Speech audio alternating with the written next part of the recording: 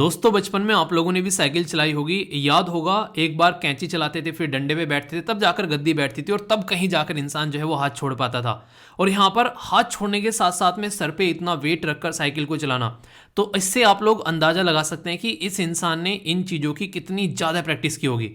कई सारे बच्चे कई बार मेल करते हैं कि सर आंसर राइटिंग लिखा ही नहीं जा रहा है। आप लोग क्या सोचते हो कि पहले दिन ही माँ के पेट से निकले बच्चा और वो है यूपीएससी के आंसर लिखने लगे? ऐसे नहीं हुआ करता यार। आप लोगों को उसको टाइम देना पड़ेगा। देखा है ना, बचपन में साइकिल चलाते चलाते कई बार गिरते थे, कैंची की चलती थी, फिर डंडे पर बैठते हुए गिर गए, तो कभी जाकर गद्दी पर बैठना स्टार्ट किया।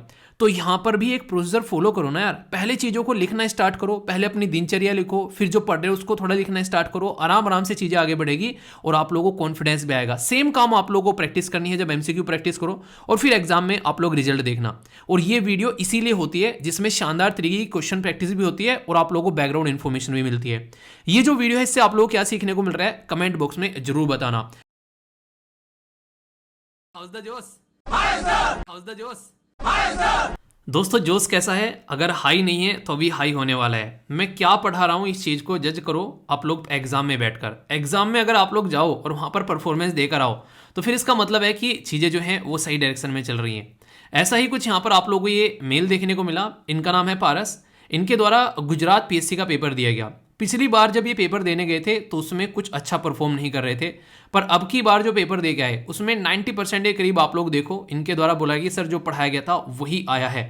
आप लोगों को मैं एक बात बता दूं, अगर ये वीडियो पूरी देखोगे ना, आप लोग एंड तक देखना, खासकर जो एंड वाला सेक्शन हो ना वो आप लोगों को काफ़ी हद तक जो खासकर जो पर्टिकुलर वनडे टाइप के एग्जाम है उसमें बहुत ज़्यादा फायदा पहुंचाएगा। ठीक है, तो वो उसी लिए डिज़ाइन किया गया है। स्टार्टिंग वाला सेक्शन जो आप लोगों का रहेगा वो कहीं ना कहीं आप लोगों का एक तरीके से सोचने की जो नहीं एक तरीके से कैपेबिलिटी बढ़ाएगा, और इसी के साथ में कहीं आंसर राइटिंग में आप लोगों को बैठना है, कहीं इंटरव्यू आप लोगों को देना है, किसी को पढ़ाना है, वो वाला सेक्शन आप लोगों को देखने को मिलेगा। तो वीडियो को पूरी देखा करो और फिर मजा देखना आप लोगों की पर्सनैलिटी कितने शानदार तरीके से डेवलप होती है। जिंदगी में ना यार पेपर क्लियर करना एक तरफा गोल नहीं है, आप लोगों की पर्सनैलिटी को डेवलप करना भी गोल है, कि लगे कहीं खड़ा हुआ इंसान कि हाँ दम है यार बंदे के अंदर में। तो ये बात आप लोग देखिए। तो कैसा है जोश, हाई है कि नहीं? तो हाई हो गया होगा ना सुन के। अब तो आज का आईएनए यानी कि इंपोर्टेंट न्यूज एनालिसिस बहुत शानदार रहने वाला है, जिसको प्यार से आप लोग बैलेंस डाइट बोलते हो। इस बैलेंस डाइट के अंदर अलग अलग न्यूज़पेपर के आर्टिकल आप लोगों को देखने को मिलते हैं, वो भी बैकग्राउंड इन्फॉर्मेशन के साथ में। बैकग्राउंड इन्फॉर्मेशन में आप लोगों का करंट रहता है, स्टैटिक रहता है, इसी के साथ में आप लोगों को यहाँ पर एमसीक्यू प्रैक्टिस रहता है, आंसर राइटिंग के लिए क्वेश्चन रहता है, और इवन कोई इंटरव्यू में भी आप लोगों से पूछ ले तो भी आप लोग जो है एक तरीके से उसको अटेम्प्ट कर पाओगे। डिस्कशन बड़ा प्यारा रहेगा, सारी चीज़ें कवर करूंगा बहुत ही डिटेल में। एंड वाला सेक्शन जरूर देखा करो, जो कि खासकर आप लोगों की इंग्लिश को भी इंप्रूव करने के लिए है, वोकैबुलरी वाला सेक्शन भी, और इसी के साथ में सी सेट का क्वेश्चन भी रहता है, और बाकी वन लाइनर टाइप के फैक्ट भी आप लोगों को देखने को मिलेंगे। और बाकी तो आप लोगों को बताइए मजा आने वाला है, तो टकटकी लगाकर देखना वीडियो को, एंड तक आप लोगों को मजा आ जाएगा। क्वेश्चन प्रैक्टिस करोगे तो कॉन्फिडेंस आ जाएगा। एक बड़ी ही प्यारी सी यहाँ पर बात बोली गई है जो जिंदगी में आप लोगों को इंप्लीमेंट करनी है। बोला गया कि एक समझदार इंसान कौन होता है। जैसे मान लीजिए ये बच्चा जो है अभी एग्जाम देकर आया और एग्जाम में मान लीजिए अच्छा परफॉर्म न करता, उसके बाद में क्या होता? उसके बाद में एक तो ये था कि यार अब यहीं पे ही पढ़ाई छोड़ दे, मेरे बस की नहीं रह गया।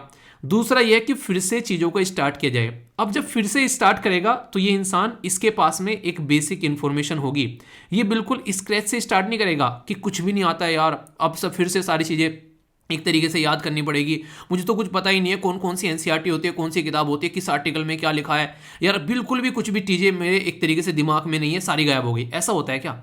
सारी चीज़ें आप लोगों को पता है, जस्ट थोड़ी सी ब्रशअप करनी है। नेक्स्ट टाइम बहुत एक्यूरेसी के साथ में चीज़ों को अटेम्प्ट करो और सही डायरेक्शन में चीज़ों को लेकर जाओ, और फिर रिजल्ट देखना अपना। तो कभी भी अगर रिजल्ट अच्छा ना आए तो हताश निराश नहीं होना है, थोड़ा सा बैठकर एक बार देखना है कि रिजल्ट क्यों नहीं आया यार, कहाँ कमी रह गई है, और फिर आप लोगों को चीज़ों को इंप्रूव करके चलना है। जिंदगी यही है। आप लोगों को क्या लगता है कि जिंदगी जो है बिल्कुल मजे में थाली में परोस कर कोई आप लोगों को जॉब दे देगा और आप लोग लाइफ को एंजॉय करोगे? लड़कर लेनी पड़ेगी यार ये जॉब। आप नहीं लड़ोगे तो कोई और लड़ेगा, आपका रिजल्ट नहीं आएगा तो क्या हुआ, किसी और का भी रिजल्ट नहीं आएगा क्या? उसने तो पोस्ट निकाली है, वो तो पूरी पोस्ट भरेंगे अपनी। अब आप नहीं तो कोई और सही। अब आप लोगों को वो पोस्ट चाहिए तो उसके लिए मेहनत भी आप लोगों को ही करनी पड़ेगी, कोई और उसकी जगह आकर मेहनत नहीं कर सकता। ये बात गांठ बांध लो। अगर ये चीज़ें आप लोगों को समझ में नहीं आ रही है तो फिर आएगी बाद में, और उस टाइम पर लेट हो जाएगा, और जब लेट हो जाएगा फिर वही बात आएगी कि फिर पछताए क्या करे जब चिड़िया चुग गई खेत। तो दोस्तों आप लोगों की जिंदगी है, आप लोगों को सुधारनी है, कोई और सुधारने नहीं आने वाला है। लोग आप लोगों को सहारा दे सकते हैं, पर लेकिन अगर दौड़ना है तो आप लोगों को अपने पैरों पर ही दौड़ना पड़ेगा, ये बात ध्यान रखना। आप लोग यहां पर देखिए इस पर्सनैलिटी को, भाई साहब हीरा है बंदा। इनके बारे में मैं आप लोगों से बात करूंगा, एक पूरा आर्टिकल डिटेल में डिस्कस करूंगा, तब तक आप लोग बताइए कि कौन है ये पर्सनैलिटी। जादूगर बोला जाता था इन्हें, एक चीज का एक फील्ड का जादूगर आप लोग बोल सकते हैं। और जादूगर भी हो क्यों ना, जब इंसान अपने गेम को शानदार तरीके से परफॉर्म करता है तो अक्सर लोग उसको जादूगर बोलने लगते हैं।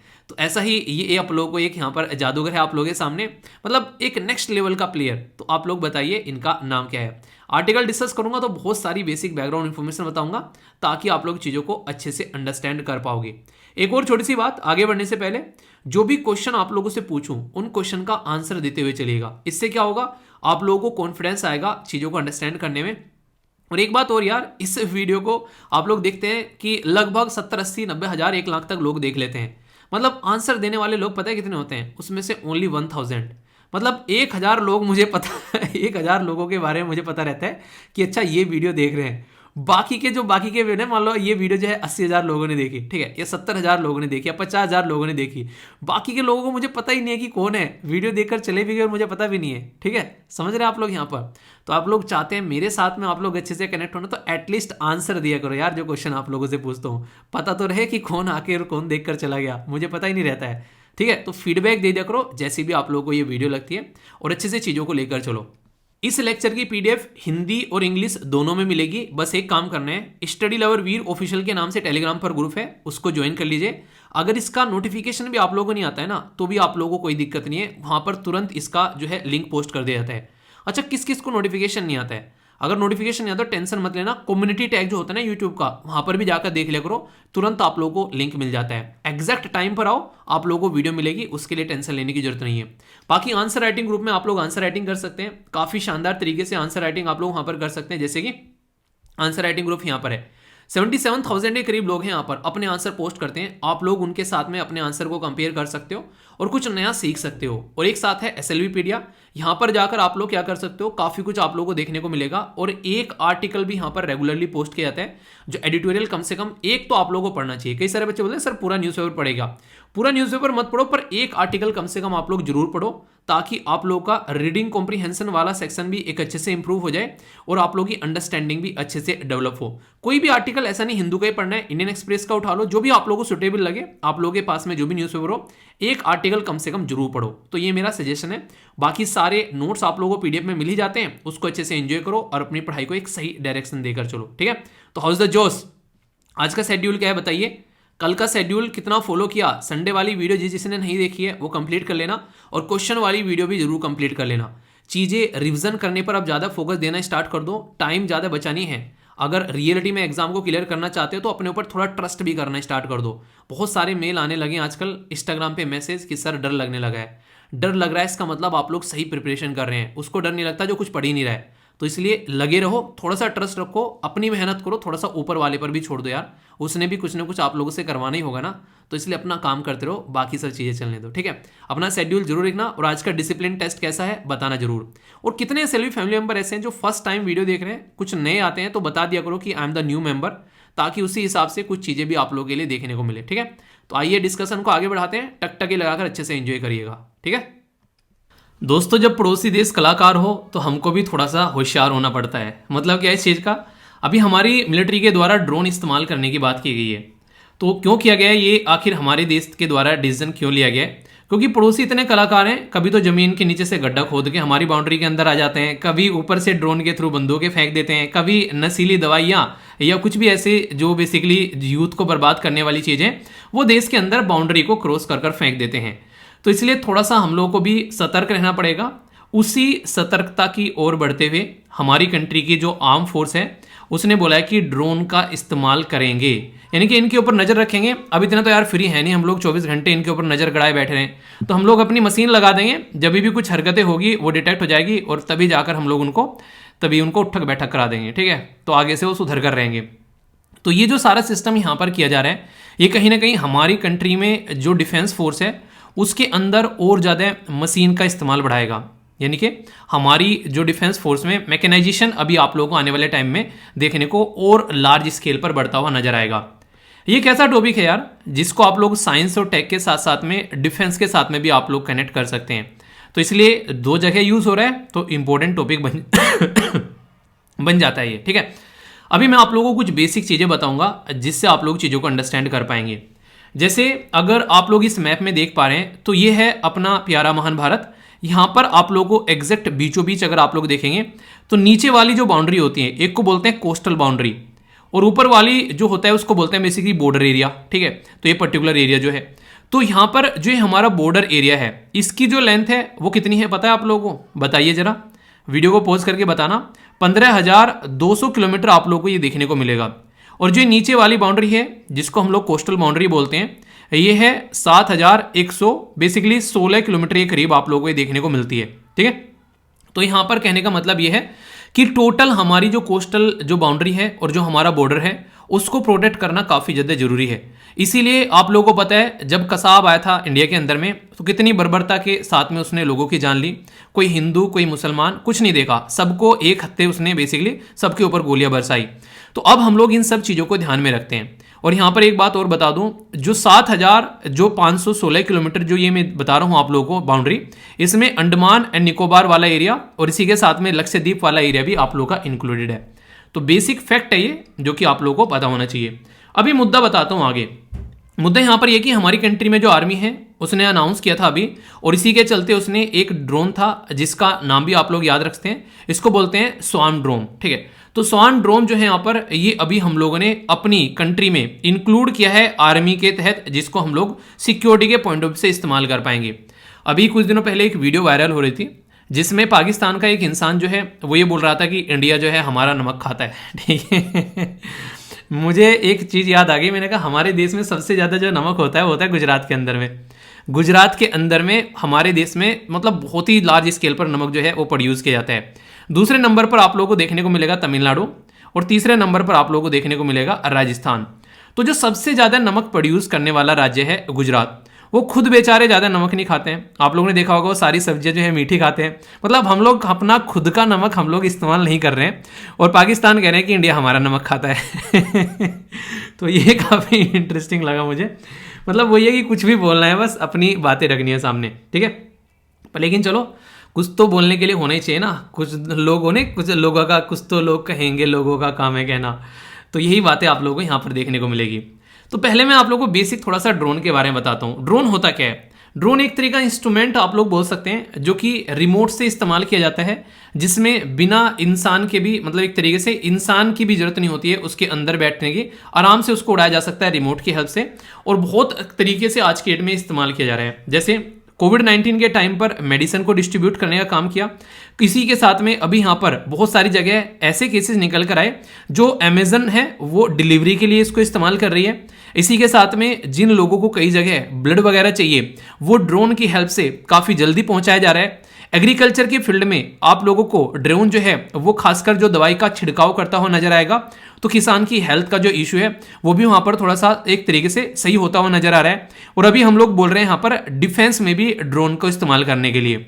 तो अगर कोई आप लोगों से कोई यूज पूछने लगे ड्रोन के, तो ये 5 तो मोटे मोटे यूज मैंने आप लोगों को डायरेक्ट बता दिए, वरना आज की डेट में जो मशीन है वो बहुत जगह इस्तेमाल की जा रही है, ठीक है। तो ड्रोन जो है लेमैन एक वर्ड है जो कि समझाने के लिए, जैसे बजट बोल देते हैं, वैसे एनुअल फाइनेंशियल स्टेटमेंट है उसका नाम, जिसको आप लोग नॉर्मल भाषा में बजट बोलते हैं। क्या है?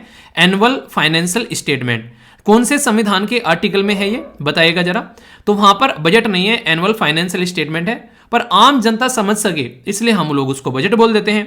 तो ऐसे ही ड्रोन जो है वो एक आम जनता का यूज किया जाने वाला शब्द है। वैसे इसको अनमैन्ड एयरक्राफ्ट बोलते हैं आप लोग यहां पर, ठीक है, अनमैन्ड एयरक्राफ्ट, क्योंकि इसमें कोई आदमी नहीं होता है, इसको आसानी से उड़ाया जा सकता है। और खासकर इसको आप लोग बोल सकते हैं कि रिमोट की हेल्प से कंट्रोल किया जाता है। और एक इस्तेमाल तो रह गया ड्रोन का, जो कि सबसे पहले बताना चाहिए था मुझे, वो माइंड से निकल गया। शादी विवाह में आज के डेट में वीडियोग्राफी करने के लिए काफी लार्ज स्केल पर ड्रोन का इस्तेमाल हो रहा है, ठीक है। अच्छे शॉट लेने के लिए बहुत सारे जो यूट्यूबर हैं वो भी आप लोगों को ड्रोन जो है वो इस्तेमाल करते हुए यहाँ पर नजर आएंगे। तो यानी कि फिल्मकारी में भी आप लोगों को यहाँ पर ये ड्रोन का इस्तेमाल होता हुआ नजर आता है। तो इतने सारे फायदे हैं ड्रोन के। तो ड्रोन जो है यहाँ पर एक तरीके से एक ऐसी मशीन है जो कि आसानी से चीजों को कंट्रोल कर आप लोग उसको सही तरीके से इस्तेमाल कर सकते हैं। और 5 कैटेगरी में इसको डिवाइड किया गया है। इसको 5 कैटेगरी में मतलब नैनो हो गया, माइक्रो हो गया, स्मॉल हो गया, मीडियम हो गया, लार्ज हो गया, इनके वेट के हिसाब से। जैसे जो नैनो ड्रोन है वो 250 ग्राम का है, 250 ग्राम या फिर उससे नीचे। जो माइक्रो हो गया वो 250 ग्राम से 2 किलोग्राम तक की कैटेगरी में आता है। इसी के साथ में जो स्मॉल हो गया वो 2 किलोग्राम से 25 किलोग्राम की कैटेगरी में आता है। मीडियम हो गया 25 से लेके 150 किलोग्राम की, और लार्ज हो गया जो 150 किलोग्राम से बड़ा हो गया। तो यानी कि लार्ज तो एक छोटा सा हवाई जहाज टाइप में आप लोगों को देखने को मिल जाता है। तो ये इस्तेमाल अगर हम लोग कर रहे हैं तो अपने देश के अंदर में सिक्योरिटी हम लोग बढ़ा रहे हैं, और बहुत सारी जगह मशीन अगर इस्तेमाल कर रहे हैं तो ये भी बोला जा रहा है जब प्राइम मिनिस्टर मोदी साहब के द्वारा ड्रोन से रिलेटेड हमारी कंट्री में एक फंक्शन में एक तरीके से ना एक पाथ रखा गया था कि हम लोग अपने देश में ड्रोन को काफी लार्ज स्केल पर इस्तेमाल करेंगे। तो उस टाइम पर मुझे अभी याद है उन्होंने कहा था कि आने वाले टाइम में ड्रोन जो है वो बहुत ही ह्यूज स्केल पर इस्तेमाल किया जाना है, तो इसलिए इसके इस्तेमाल को रेगुलेट करना जरूरी है। तो उसके बारे में उस टाइम पर काफी सारे जो है एक तरीके से आर्टिकल भी आए थे। आप लोग अगर कभी किसी ऐसे रोबोट शो में जाएंगे जहां पर रोबोट से रिलेटेड चीजें दिखाई जाती हैं, तो वहां पर लड़ाई करते हुए भी रोबोट आप लोगों को देखने को मिलेंगे, डांस करते हुए भी रोबोट देखने को मिलेंगे, कई जगह आप लोगों को खाना प्रोवाइड कराते हुए भी ड्रोन देखने को मिलेंगे या रोबोट देखने को मिलेंगे। तो यानी कि आने वाले टाइम पे यहाँ पर रोबोटिक सिस्टम जो है वो एक काफी बड़ा रोल प्ले करने वाला है। तो यहाँ पर उसके चलते मानव रहित युद्ध की बात की जा रही है, यानी कि अनमैन्ड कॉम्बैट सिस्टम। आने वाले टाइम में ऐसा कुछ देखने को मिलेगा कि इंसान नहीं रहेंगे, इनका इख्तियार जो किया जाएगा वो टेक्नोलॉजी का किया जाएगा। वेपन वगैरह इस्तेमाल करने के लिए फ्यूचर जो वॉर होगी वो एक अलग ही लेवल पर खेली जाएगी। लोगों का इस्तेमाल काफी कम आप लोगों को वहां पर नजर आएगा। अगर बात करें तो यहां पर एक तरीके से कई बार बोला जाता है कि अनमैन्ड जो कम्बैट सिस्टम है, तो बोला जा रहा है कि going to be the new age weapon over turning the rule of future war. हालांकि कोई ऐसी नहीं, कोई इसकी कोई प्रॉपर डेफिनेशन आप लोग यहां पर बोल सकते हो, पर लेकिन फिर भी एक मोटे मोटे तौर पर अंडरस्टैंड करने वाली बात यहां पर यह है कि आने वाले टाइम में यहां पर इनका बहुत लार्ज स्केल पर इस्तेमाल होता हुआ नजर आएगा। चाहे आप लोग वेट के मामले में बात करें, एक तरीके कोई टास्क उनको दी जाए यहां पर, चाहे चीजों को कंट्रोल करने के मामले में बात करें, चाहे लड़ाने के बारे में बात करें, चाहे एक नेटवर्क सिस्टम क्रिएट करने के बारे में बात करें, तो बहुत लार्ज स्केल पर अभी डीप स्पेस में, इसी के साथ में यहां पर अनमैन्ड एयर व्हीकल यूज किए जा रहे हैं, ग्राउंड अनमैन यूज किए जा रहे हैं, सरफेस अनमैन और अंडर वाटर भी यहां पर कई सारे रोबोट इस्तेमाल किए जा रहे हैं, ताकि समुद्र के अंदर भी जाकर चीजों को देखा जा सके। मतलब जहां पे भी हम लोगों को यह लगता है कि इंसान को कोई नुकसान यहां पर हो सकता है, तो वहां पर इंसान को न भेजकर हम लोग मशीन को भेजते हैं, क्योंकि अगर कल को टूट फूट भी जाएगी हम लोग दूसरी बना लेंगे जरा सा टाइम और जरा सा पैसा लगाकर। पर सोचो इंसान जो एक ऐसी एक तरीके से मशीन है जो कि अगर टूट जाए तो बेसिकली उसको बनाना मुश्किल हो जाता है। यानी कि एक तरीके से इंसान जितनी एक सिस्टमेटिक और कॉम्प्लिकेटेड मशीन जो है वो बनाना पॉसिबल नहीं है, उसको बस एक प्राकृतिक रूप से ही एक तरीके से पैदा किया जा सकता है। पर लेकिन मशीन अगर खराब हो गई तो मशीन को हम लोग फिर से बना सकते हैं। तो इसीलिए यहां पर देखने को मिली कि हाँ हम लोग इसका इस्तेमाल करेंगे ताकि अपने लोगों को बचा सके, वरना बहुत लोगों की जान जाती है जब भी लड़ाई होती है। अगर बात करें यहां पर इंटरनेशनल सिचुएशन को, अगर आप लोग देखोगे जिस तरीके की वॉर होती जा रही है, कहीं ना कहीं आप लोग सोच सकते हैं जैसे साइबर वॉर हो गया, ठीक है, इंसानों का इस्तेमाल ही नहीं है और वायरस का इस्तेमाल किया जा रहा है, तो एक तरीके से बायो वेपन बोला जा रहा है इनको, ठीक है। इसी तरीके से अभी यहां पर रोबोटिक्स आप लोग यहां पर देख रहे हैं, तो आने वाले टाइम पे जमीन पे लड़ाई होती हुई बहुत कम नजर आएगी, कमरों में बैठ बैठकर लोग जो हैं वो लड़ाई लड़ते हुए नजर आएंगे। यानी कि आर्टिफिशियल इंटेलिजेंस हो गया, साइबर ये हो गया, ये सारी जो आप लोग आने वाले टाइम में ना टेक्नोलॉजी का जो इस्तेमाल रहेगा, ये सारी चीजें आप लोगों को देखने को मिलेगी। तो अनमैन कम्बैट सिस्टम जो है वो आप लोगों को नजर आएगा यहां पर, जो ग्रेजुअली एक काफी बड़ा डिफेंसिव तौर पर भी यहां पर इस्तेमाल करते हुए लोग नजर आ रहे हैं। तो हमारे देश में भी उसी ओर ये बढ़ता हुआ आप लोग कदम बोल सकते हैं, ताकि कल को चलकर अगर कोई भी किसी भी तरह की कंडीशन है उसको सुधारा जा सके, ठीक है। आप लोग देखते हैं किस तरीके से यहां पर सारी चीजें हैं आज के डेट में, किस तरीके से सिस्टम जो है वो इस्तेमाल किया जा रहा है, नई नई टेक्नोलॉजी इस्तेमाल की जा रही है। तो इसके चलते आने वाले टाइम में इस चीजों पर काम करना काफी ज्यादा जरूरी है, ताकि हम लोग किसी से पीछे न रह जाए। पता चला लोग जो हैं वो आकर हमारे सर पर नाचने लगे, तो यहां पर हम लोग टेक्नोलॉजी का इस्तेमाल, डिजिटल सिस्टम का इस्तेमाल, रिमोट सेंसिंग, इन सब चीजों का इस्तेमाल कर अपने आप को भी उस लेवल पर ले जाकर रख रहे हैं, ताकि सही से हम लोग चीजों को लेकर चल सकें।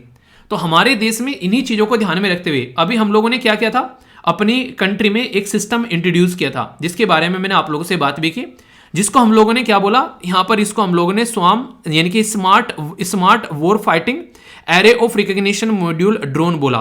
तो ये एक तरीका सिस्टम आप लोगों को यहां पर देखने को मिला, जो कि काफी हल्का भी है, एक तरीके से हल्का फुल्का एक सिस्टम है, काफी लाइट है और यहाँ पर कहीं ना कहीं एक तरीका आप लोग बोल सकते हैं कि नियंत्रित सिस्टम है जिसको हम लोग यूज कर सकते हैं एक तरीके से अच्छे लेवल पर, ठीक है। ये कहीं ना कहीं एडवांस कम्युनिकेशन इसमें देखने को मिलेगा। एक तरीके से ये एक ऐसा सिस्टम है जो कि एक आपस में भी ये बात कर सकते हैं, अगर ड्रोन जा रहे हैं उनको इस तरीके से लाने की कोशिश की जा रही है।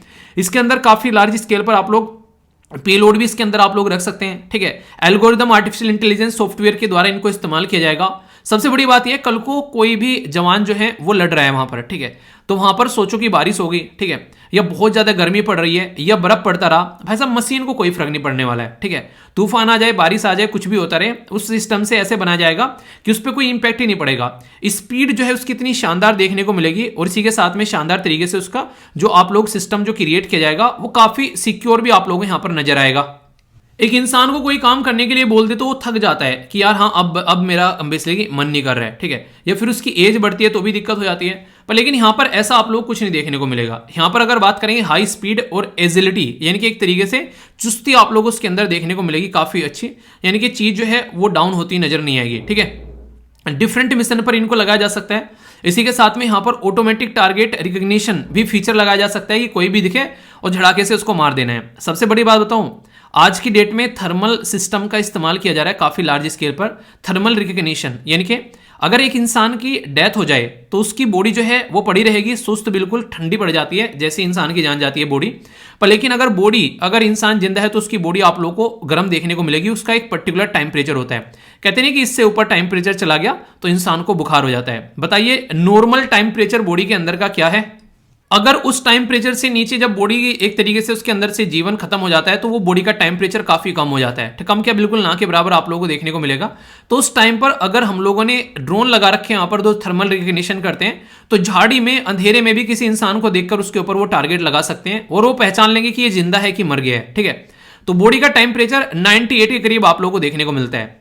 तो 98, मेरा तो थोड़ा सा ज्यादा रहता है, मेरा बॉडी तो हर टाइम ना एक तरीके से थोड़ी सी मतलब एज कंपेयर टू नॉर्मल के थोड़ी गर्म रहती है, गर्मी मुझे ज्यादा लगती है। तो मैंने अक्सर देखा है कि मेरा जो टेम्परेचर है वो 99 के एयरफेयर में, मतलब आसपास 98-99 के एयरफेयर में देखने को मिलता है, ठीक है। तो बात करें जैसे ही 100 के ऊपर जाता है तो इंसान को बुखार होने लगता है। 100 हो गया, 101 हो गया, 102 हो गया, तो ये सिचुएशन आप लोग यहां पर समझ सकते हैं।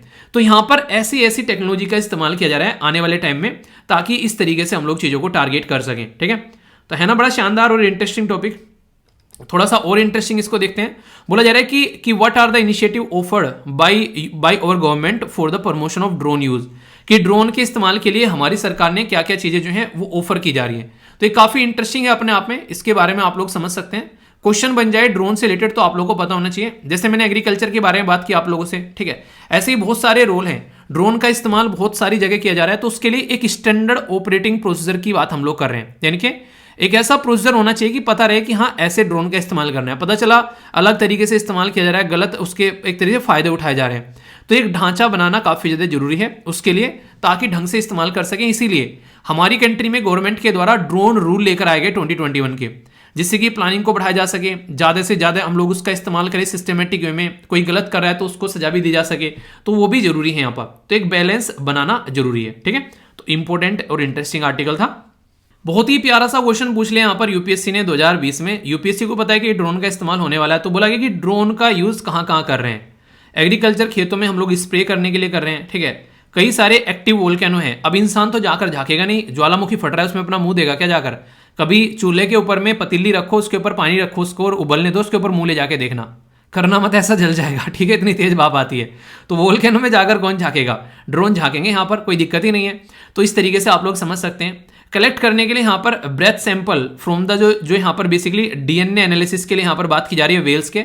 अब उसके पेट में कौन जाएगा? अब अवतार मूवी तो है नहीं यहाँ पर कि वेल के ऊपर बैठकर हम लोग कबड्डी खा रहे हैं, वहां पर कबड्डी खेल रहे हैं, हमारी दोस्त बन गई वेल, ठीक है। तो वहां पर कौन काम करेगा? वहां पर भी आप लोग का ड्रोन ही इस्तेमाल जो है वो होता हुआ नजर आएगा। तो क्या है सही आंसर? ए में बोला गया 1 2, बी में बोला गया 2 3, सी में बोला गया 1 3 और डी में बोला गया ऑल ऑफ द अबव। तो आंसर क्या हो गया? आंसर यहाँ पर डी हो गया, ठीक है। किस ने देखी अवतार मूवी? देखिए, जो अवतार नई वाली आई है, पुराने वाली नहीं, अभी नई वाली, बताना जरूर। हमारे देश में अभी यहाँ पर जो स्वार्म ड्रोन है हम लोगों ने अपनी कंट्री में ऐड किया, तो उसके बारे में कुछ बेसिक क्वेश्चन आप लोगों से बन सकता है एग्जाम के अंदर में। बोला क्या गया है कि जो स्वार्म ड्रोन है यहाँ काफी छोटा और काफी हल्का होता है। यहाँ पर एक तरीका एरियल व्हीकल है जो कंट्रोल कर सकता है सेम स्टेशन को, यानी कि can be control from the same station से उनको कंट्रोल किया जा सकता है। स्वान ड्रोन जो है वो एक दूसरे के साथ में कम्युनिकेट नहीं कर सकते।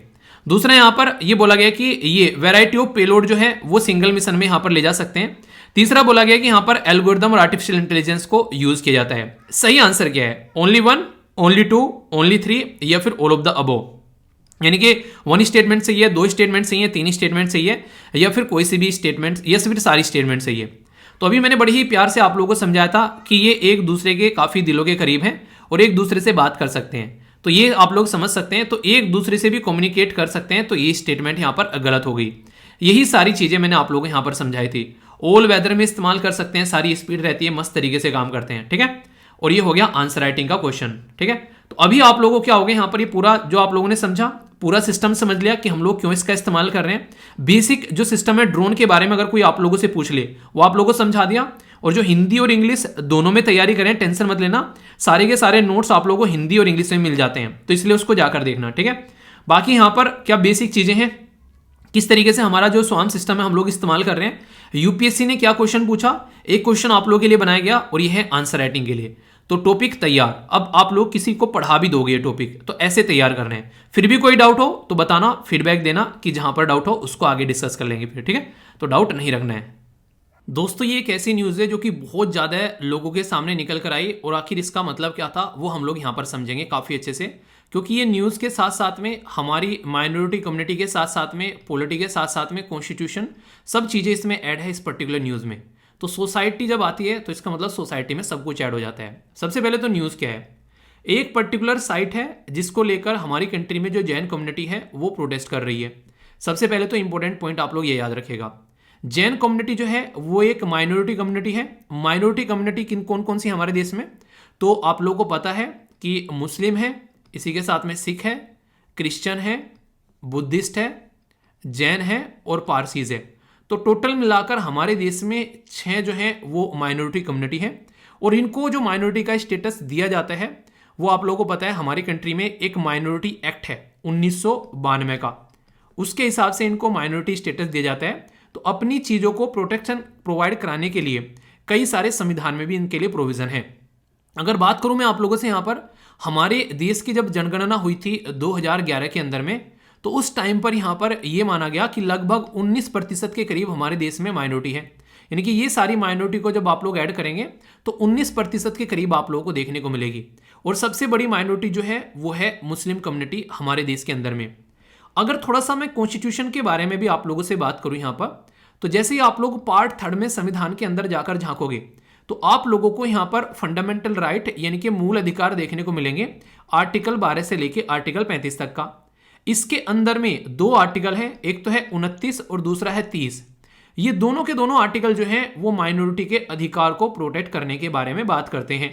तो ये एक ऐसी चीज है कि हमारे संविधान में भी इनके बारे में रखा हुआ है चीजें, ताकि माइनॉरिटी के अधिकारों के बारे में कोई भी कुछ गलत काम ना करे और उनके अधिकारों को प्रोटेक्ट किया जा सके। और इसी के लिए कमीशन भी है, कमीशन फॉर माइनॉरिटी, जो कि माइनॉरिटी एक्ट के थ्रू यहाँ पर बनाया गया, ताकि माइनॉरिटी कम्युनिटी के साथ में कुछ भी गलत हो रहा है तो उनकी देखरेख जो है वो यहाँ पर की जा सके।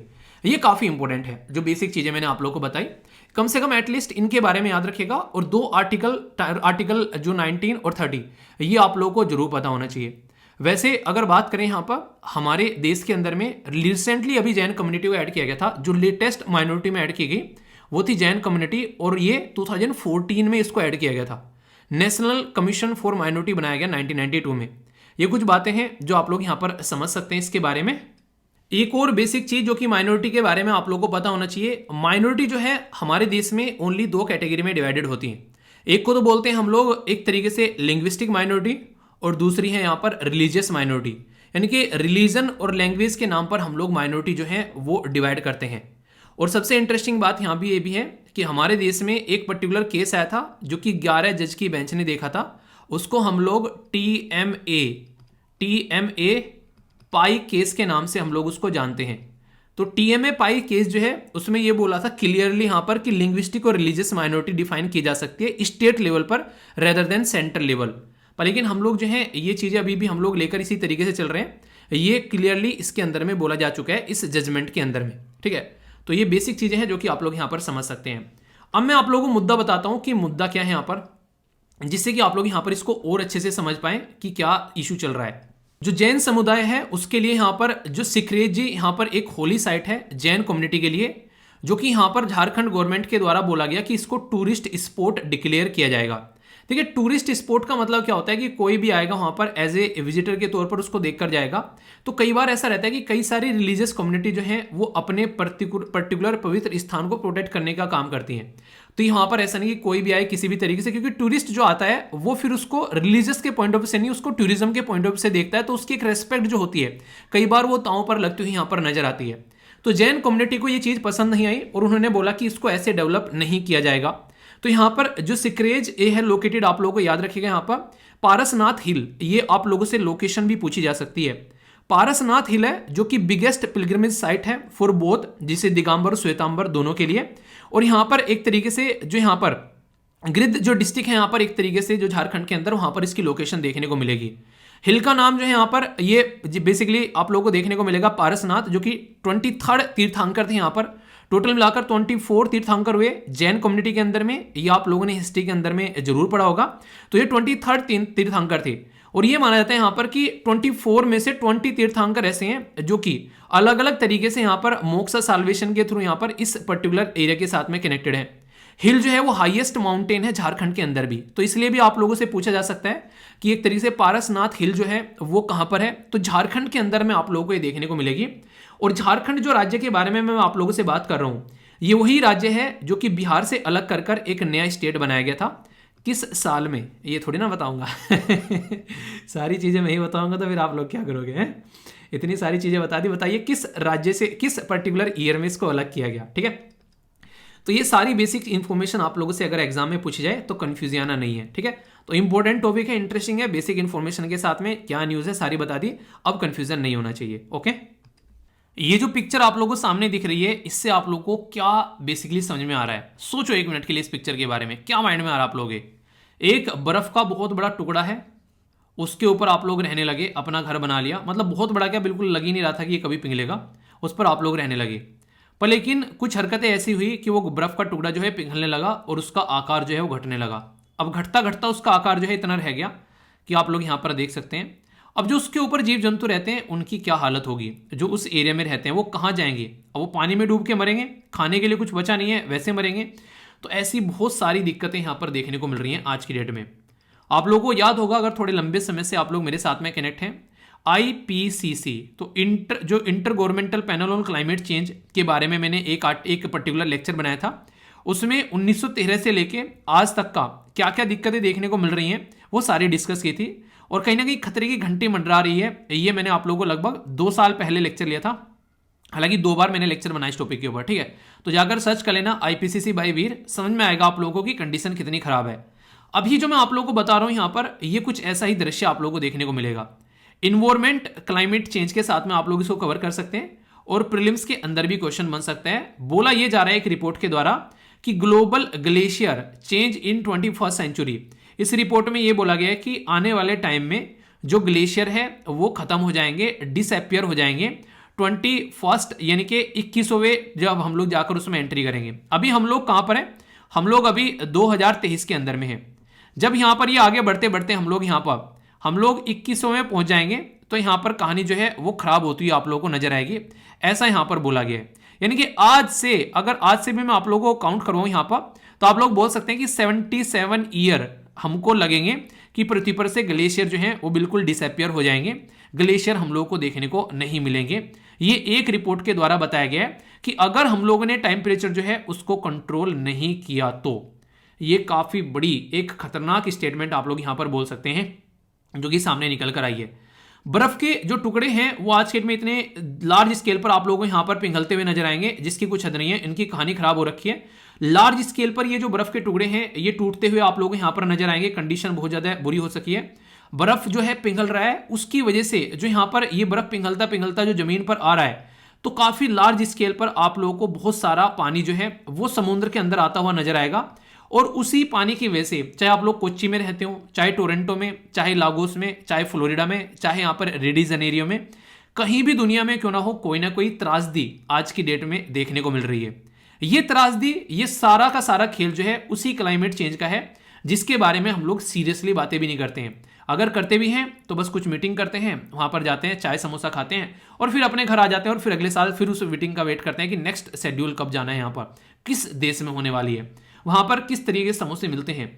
तो यानी कि हर एक कंट्री जो है जिस लेवल पर काम करना चाहिए अब तक सीरियस ही नहीं थी, अब थोड़ी थोड़ी सीरियस होनी स्टार्ट हुई है, जब यहां पर दुनिया में वैज्ञानिकों ने बोल दिया है कि भाई साहब जिंदा नहीं रहोगे, दूसरा ग्रह ढूंढ लो अगर रहना है, अगर यही हरकतें चलती रही तो। ठीक है, जैसे कई सारे बच्चे क्या कहते हैं कि सर पढ़ने का मन नहीं कर रहा है, सोच रहा हूं 2024 में यूपीएससी निकाल दो, पढ़ने का मन नहीं कर रहा है। अगर पढ़ने का मन नहीं करे तो यूपीएससी जैसे खेल में मत घुसो, कुछ और सॉल्यूशन ढूंढ लो अपना। मतलब ये आप लोगों के लिए बना ही नहीं है। अगर आप लोगों का पढ़ने का मन नहीं कर रहा है, पढ़ने में बहुत ज्यादा जबरदस्ती आप लोगों की लग रही है, मतलब एक तरीके से किताब ठाठी सर में दर्द होने लगा आप लोग, तो किसी और करियर की अपॉर्चुनिटी ढूंढ लो, क्यों फालतू में टाइम और पैसा बर्बाद कर रहे हो। यहां पर लगकर अगर नहीं पढ़ोगे ना तो नहीं बेसिकली क्लियर कर पाओगे। आप लोग के अंदर में एक पर्टिकुलर एक डिसिप्लिन होना चाहिए, एक जुनून होना चाहिए अपनी चीजों को फोकस देने का। अगर छोटी छोटी चीज से डिस्ट्रैक्ट हो जा रहे हो, उसको आप लोग को टैकल करना आना चाहिए। तो यही बात वैज्ञानिकों ने बोली कि छोटी छोटी चीज जो है वो आप लोग हैंडल नहीं कर पा रहे हो और आप लोग बोल रहे हो कि आप लोग टेम्परेचर कंट्रोल कर लोगे। आज भी कोयले का इस्तेमाल दबाकर किया जा रहा है, किस तरीके से व्हीकल आप लोग इस्तेमाल कर रहे हैं सारे, किस तरीके से अमीर कंट्री जो सोच ही नहीं रही है कुछ इन चीजों के बारे में। जगह जगह पर आप लोगों को बाढ़ देखने को मिल रही है, कंडीशन इतनी बुरी खराब है, ऐसी ऐसी कंडीशन है कि लोग जो है सोचकर भी हैरान रह जाते हैं आज के डेट में। ये सिचुएशन आप लोग समझ सकते हैं।